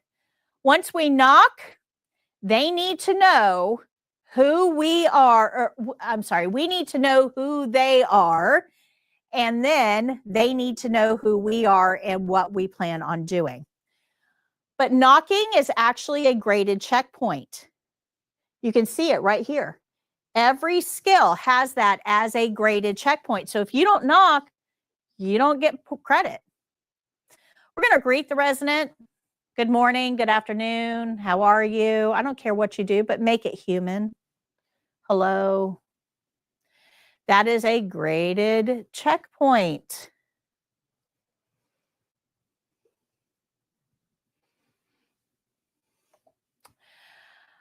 We're going to address them by name. Now, this is I don't always answer all of the questions on my YouTube channel just because I get so many of them, so many comments. But this is one that came through in the last day or two. Why didn't you look at their ID band? You won't have one for the test. Your patient will not have an ID band. And this is important that we understand. We only use ID band if the patient is where they don't live. So nursing homes, they live there, no ID bands. Assisted living, they live there, no ID bands. Really? Yeah, Vitality does. They're not supposed to. In memory care, we do. Okay, memory care is a little bit different. It's still their home though. Yeah, it is. But with memory care, they're not able to self-identify. So yes, memory care is going to have its own set of rules. But your main population in assisted living should not have ID bands. So imagine, where you live, the people that are there know you. So we can't rely on ID bands to identify our patients except in certain situations like memory care. Yes, it does. So does this make sense? We're going to address somebody by name, but let me ask you guys a question. How many guys have ever been to the doctor? Do they give you an ID band when you get checked in at the doctor? No, they make sure that you're whoever's checking you in. They take you into a room, they put your chart outside the door, and they leave. So when somebody comes in, there's no ID band to check. How do they know they got the right chart and they had the right person? They call you by name, and if it's not your name, because you don't want what I got in chart, in store for Jennifer, do you? Right? So your self-identification is the most accurate form of identification there is. Don't rely on ID bands if your patient can tell you who they are. These are wrong way more than you think. My granddaughter, this happened to my granddaughter. My granddaughter, we took her to the ER when she was little. My daughter had been at that same ER before. And they put my daughter's ID band on my granddaughter. I was in the room with her. I never checked the ID band. It wasn't until somebody looked at the ID band and then called her by my daughter's name. And I'm like, oh, whoa, hold on. This happens. Misidentification happens a lot. So you can't rely on these things. If your patient can verbally tell you who they are, that's the best way of identifying a patient. So call them by name. For the test, everybody is Mr. or Mrs. Jones. This is a graded checkpoint. They need to know who you are. Just because you're standing there in pajamas, like everybody else in the area, does not mean that you have a right to put your hands on these people. They need to know who you are. So, hi, my name is Patty. I'm your CNA today. That tells them not just who I am, but what my role is going to be. If I just walk in and say, hey, I'm Patty. So, yeah, are you Patty, the person that brings the cookies? Or Patty, the person that brings the needles? Because those are two different things, right? So you need to tell them who you are and what you are to help balance the relationship.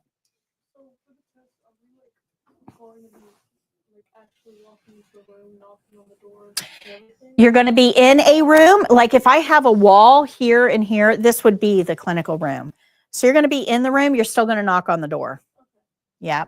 You're not going to, you're already going to be in. You don't have to wait for a come in, but you're still going to knock. Yeah. And then that's a graded checkpoint. We're going to describe the skill in a way that they can understand. So today I'm going to be whatever, doing range of motion, giving you a bed bath. Try to keep it professional. If you get stuck on the test, if you can't remember, if your brain just went to mush, which it sometimes does, you read it right off the care plan. I am here to make an occupied bed. You can read it right off the care plan. But I try to put it in terms the patient can understand while remaining professional. I don't want to say I'm going to clean your hoo-ha. Okay? Professional. So, while you're performing something, if your mind, you forgot, exactly what you were doing, if you're, not mid, skill, but, right before you're about to do it, you can look at the skill plan and, You can look at the care plan anytime during the test. I can be in the middle of the opening. Hi, Ms. Jones. My name is Patty. I'm your CNA today, and I am here to... One second.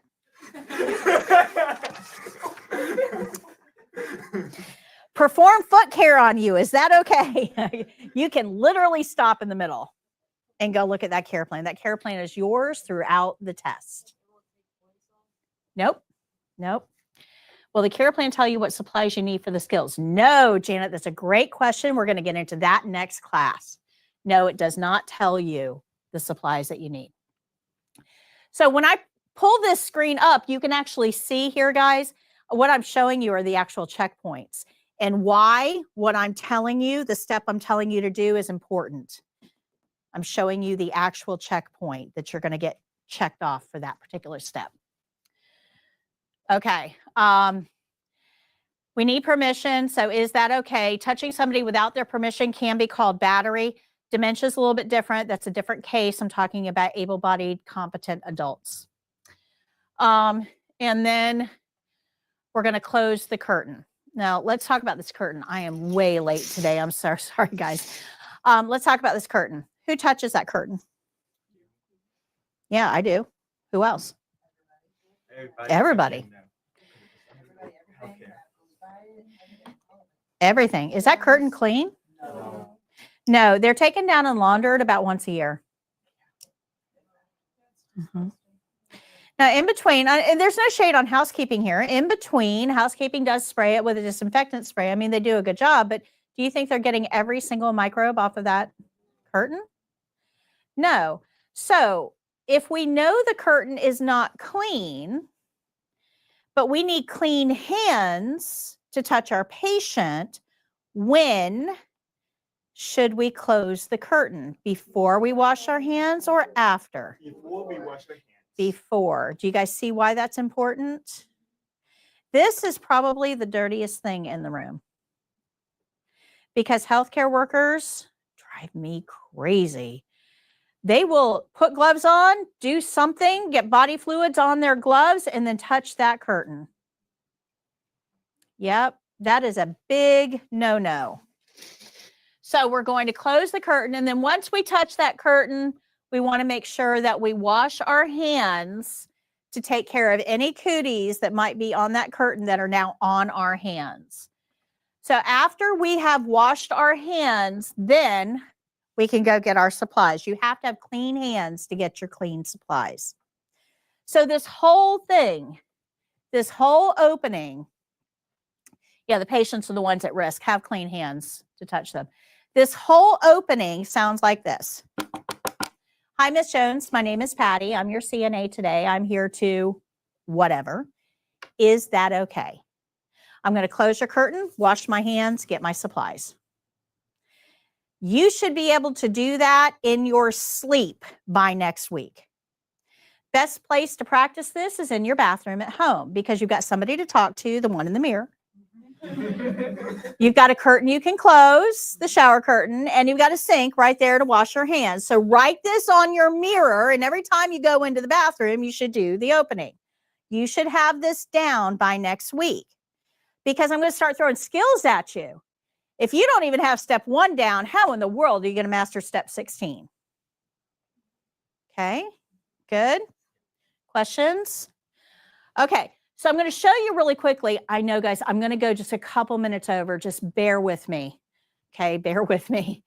I'm going to show you really quickly how this online course can help you learn these steps. So this is a screenshot from my online course that you will all have access to at the end of class today. You're going to get an email. And this is a sequencing activity that's in that online course. So I'm just going to move this so I can see here. Ugh. So let's try this together. If these are the steps of the opening, what is always step 1? How do we know what to do with each patient? What do we need to do? The care plan. So in the course, I'm going to grab this and pull it to the first spot. It's a drag and drop activity. So there we go. What's next? Every skill starts with an opening. Every opening starts with a knock. So we're going to knock. Very good. What's next? Say your name and title. Okay, let's see if we got the right person first. Let's identify the patient first. And then, because it really doesn't matter if they know who we are, if we don't know who they are. So we're going to identify them, and then we would say our name and title. What do we want to do after that? Explain and talk and understand. Yeah, let's get consent first. So here's the thing about that. If we close the curtain before we get consent, that sends a signal to them that we don't care if they give us consent or not. It kind of takes away their right of refusal. Do you guys see that by closing the curtain? So let's get consent first, and then we're going to close that curtain, wash our hands, and get supplies. And once you hit the check button, it'll tell you whether you get them right or not. Now, if I got something in the wrong place, it's going to give me red X's. And then when I hit retry, it's going to scramble all of them, and I got to do it all again. So this is what we call forced comprehension, because you're going to do it over and over and over again until you get it right. So it's a great remediation tool. So that's the opening. Now let's get into the closing. Now the closing has a whole lot of steps, but in the lesson for this is on page 35, but it can really be kind of summed up into the 8 C's of the closing. There's a lot of steps here. This is what the closing sounds like. Thank you very much, Miss Jones. Is there anything else I can get for you while I'm here? Are you comfortable? Bed is in the low position. Environment is clean. Here's your call light. If you should need anything at all, just hit that red button and let me know. I'm going to open the privacy curtain, wash my hands. I'm probably going to read that care plan again just to make sure. If I have to document, I would document now after I've washed my hands, because this pen goes home with me at the end of the day. Anything that goes home with me, I want clean hands before I touch. And then after I document, then I'm going to wash my hands again, because the very last action of every single skill is end skill with clean hands. Okay, so let's go through it one at a time. So you want to make sure your patient is in a clean environment. So always leave your patient looking better than you found them.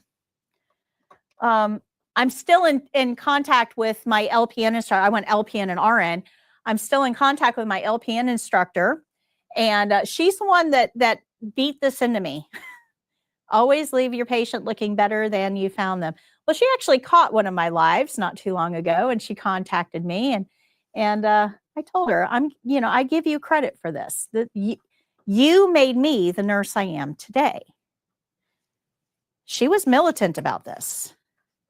You should be too. Always leave your patient looking better than you found them. Also, make sure the bed is in the low position. This is a graded checkpoint. Bed should always be in the lowest position. We want to ask if they're comfortable. This is an important question. They need to hear the word comfortable. It is a graded checkpoint. Emotional comfort counts too, so we're going to address preferences. Do you want TV remote, magazine, crossword puzzle? Everybody needs something to do. So emotional comfort. For the test, we're just going to offer everybody a magazine. One task takes care of the test. Just offer them a magazine. That's a graded checkpoint. Preferences. You want to make sure that they're covered. Clothing, sheet, something. I should never see knobby knees. I should never see knobby knees. It's a graded checkpoint. Open the curtain. Closed curtain will make them feel isolated. They will not heal as well. Open the curtain. We're social creatures. Unless they specifically ask, and they won't for the test. Open the curtain. It's a graded checkpoint. Call light goes in or near their hand. I usually give them instructions too. Hit the red button if you want to reach me. Graded checkpoint. And then we're going to wash our hands, because whatever cooties we came across touching the patient or the call light or the curtain or anything else have to be removed. If you're going to document, we're going to do it after we wash our hands, and then we will wash our hands again, because we have to end skill, with clean hands. Got it? If you wash your hands and you return to that patient, let's say I'm over at the sink washing my hands and I realize, I didn't give the patient their call light. If I come over here and give this patient the call light after I've washed my hands, I have re-cootied up. What do I need to do? Wash them again. You cannot get in trouble for washing your hands too many times.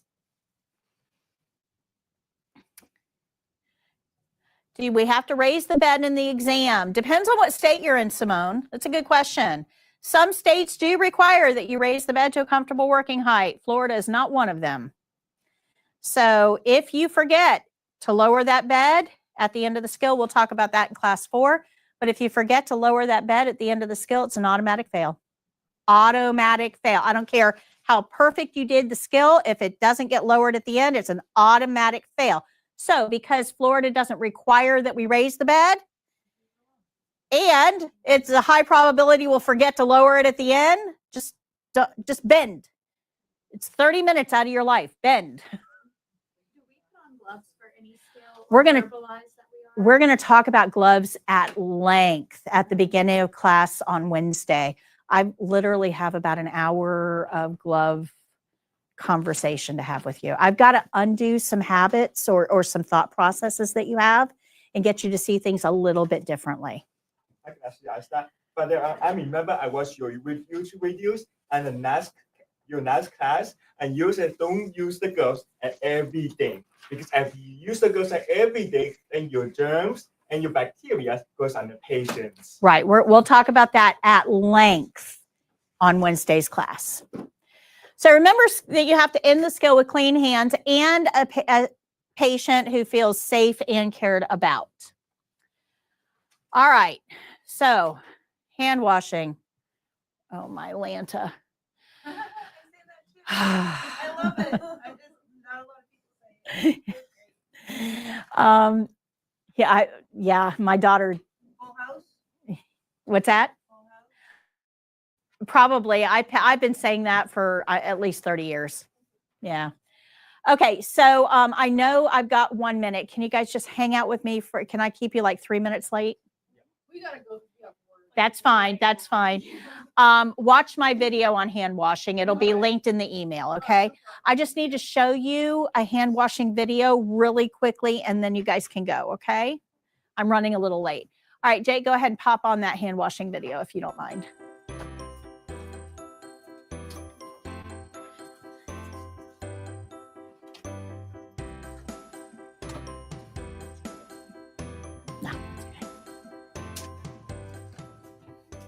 As I approach the sink, I can touch the faucet with my unclean hands because the faucet is not clean.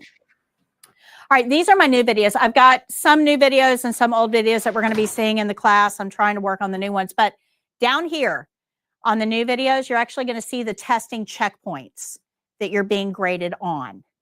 So blue is an information test tip, but if it's red, it means this is a graded checkpoint. Go ahead. I'm going to turn the water on to a comfortable temperature and wet my hands thoroughly. You must rub with friction for at least 20 seconds. I'll get enough soap to produce a nice rich lather and bring my hands together to start timing. I'm going to rub the tops of my wrists on both sides, the back of my hands, interlacing with my fingers,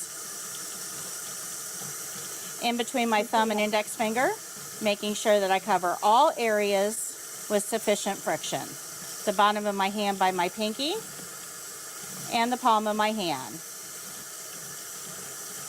After cleaning my hands, I'm going to go down my fingers with my thumb to clean the cuticles. I'm going to circle my nails on the palm of my hand and then rinse. Being careful not to touch the faucet or the inside of the sink. After rinsing, I'll tap to keep the water confined in the sink and then dry my hands thoroughly with paper towels, being careful not to touch the unwashed portion of my lower arms. I'll throw those away and get a clean dry paper towel to turn the faucet off, because wet paper towels may rip and contaminate your hands. Okay. Good on hand washing? Does not matter how you dry your hands. Right, as long as you don't touch anything that's unclean, and you have to use a dry paper towel to turn off the faucet. Those are the really big things. You do have to wet your hands before you put soap on, because otherwise the soap does not distribute well and you don't get a good lather. It's a graded checkpoint to wet your hands before putting soap on. Not all of us have that habit, so be mindful, be aware. Start paying attention to how you wash your hands. Those of you who use songs like Happy Birthday, Twinkle Twinkle, whatever, and I have information on this on page 45 steps. We'll have to get to warm, dark, moist later. Remember, you have to wash or you have to rub for 20 seconds. Don't use songs. When you're nervous, your singing speeds up. It's not an effective gauge of time. For the test, there's going to be a clock right above the sink. Use that clock for timing. Okay, good. All right. So let me go to, hold on. Got to get there. Okay. Indirect care. These are all the things that make up indirect care. It's how we treat the patient. We kind of talked a lot about that, but let me go over your homework one more time. You're going to read chapter 1 in the yellow book. You're going to take the test on page 181 in the spiral book, and then you're going to grade it using the grading scale on page 201. When you come back to class on Wednesday, I'll call your name. You'll let me know what your score is. You can take it as many times as you need to get 100, by the way. I don't care about scores. I care about comprehension. You guys all got your review sheets for today. This is a good synopsis of everything that we covered. They are yours. If you do this after class, every single class, if you complete these, all 8 of them, makes an awesome study packet when you're waiting to test. Okay, because it really cuts out everything but what you need to remember for the test. Good? Congratulations, you survived class 1. I'll see you guys on Wednesday. Have a fantastic day. So that means we can take this one and this can be we can keep You this one can out, write right? in that one, yes, but not the yellow one. Okay. Yep. Now, Mr. Chen, as part of your registration, you also had a set of flashcards. Oh yes. Yes, sir. Thank you. And don't forget your t-shirt too. See you guys on Wednesday. Okay. With the t-shirts, do I give you the $20 now? Nope, or- that was part of your registration. You're paid up.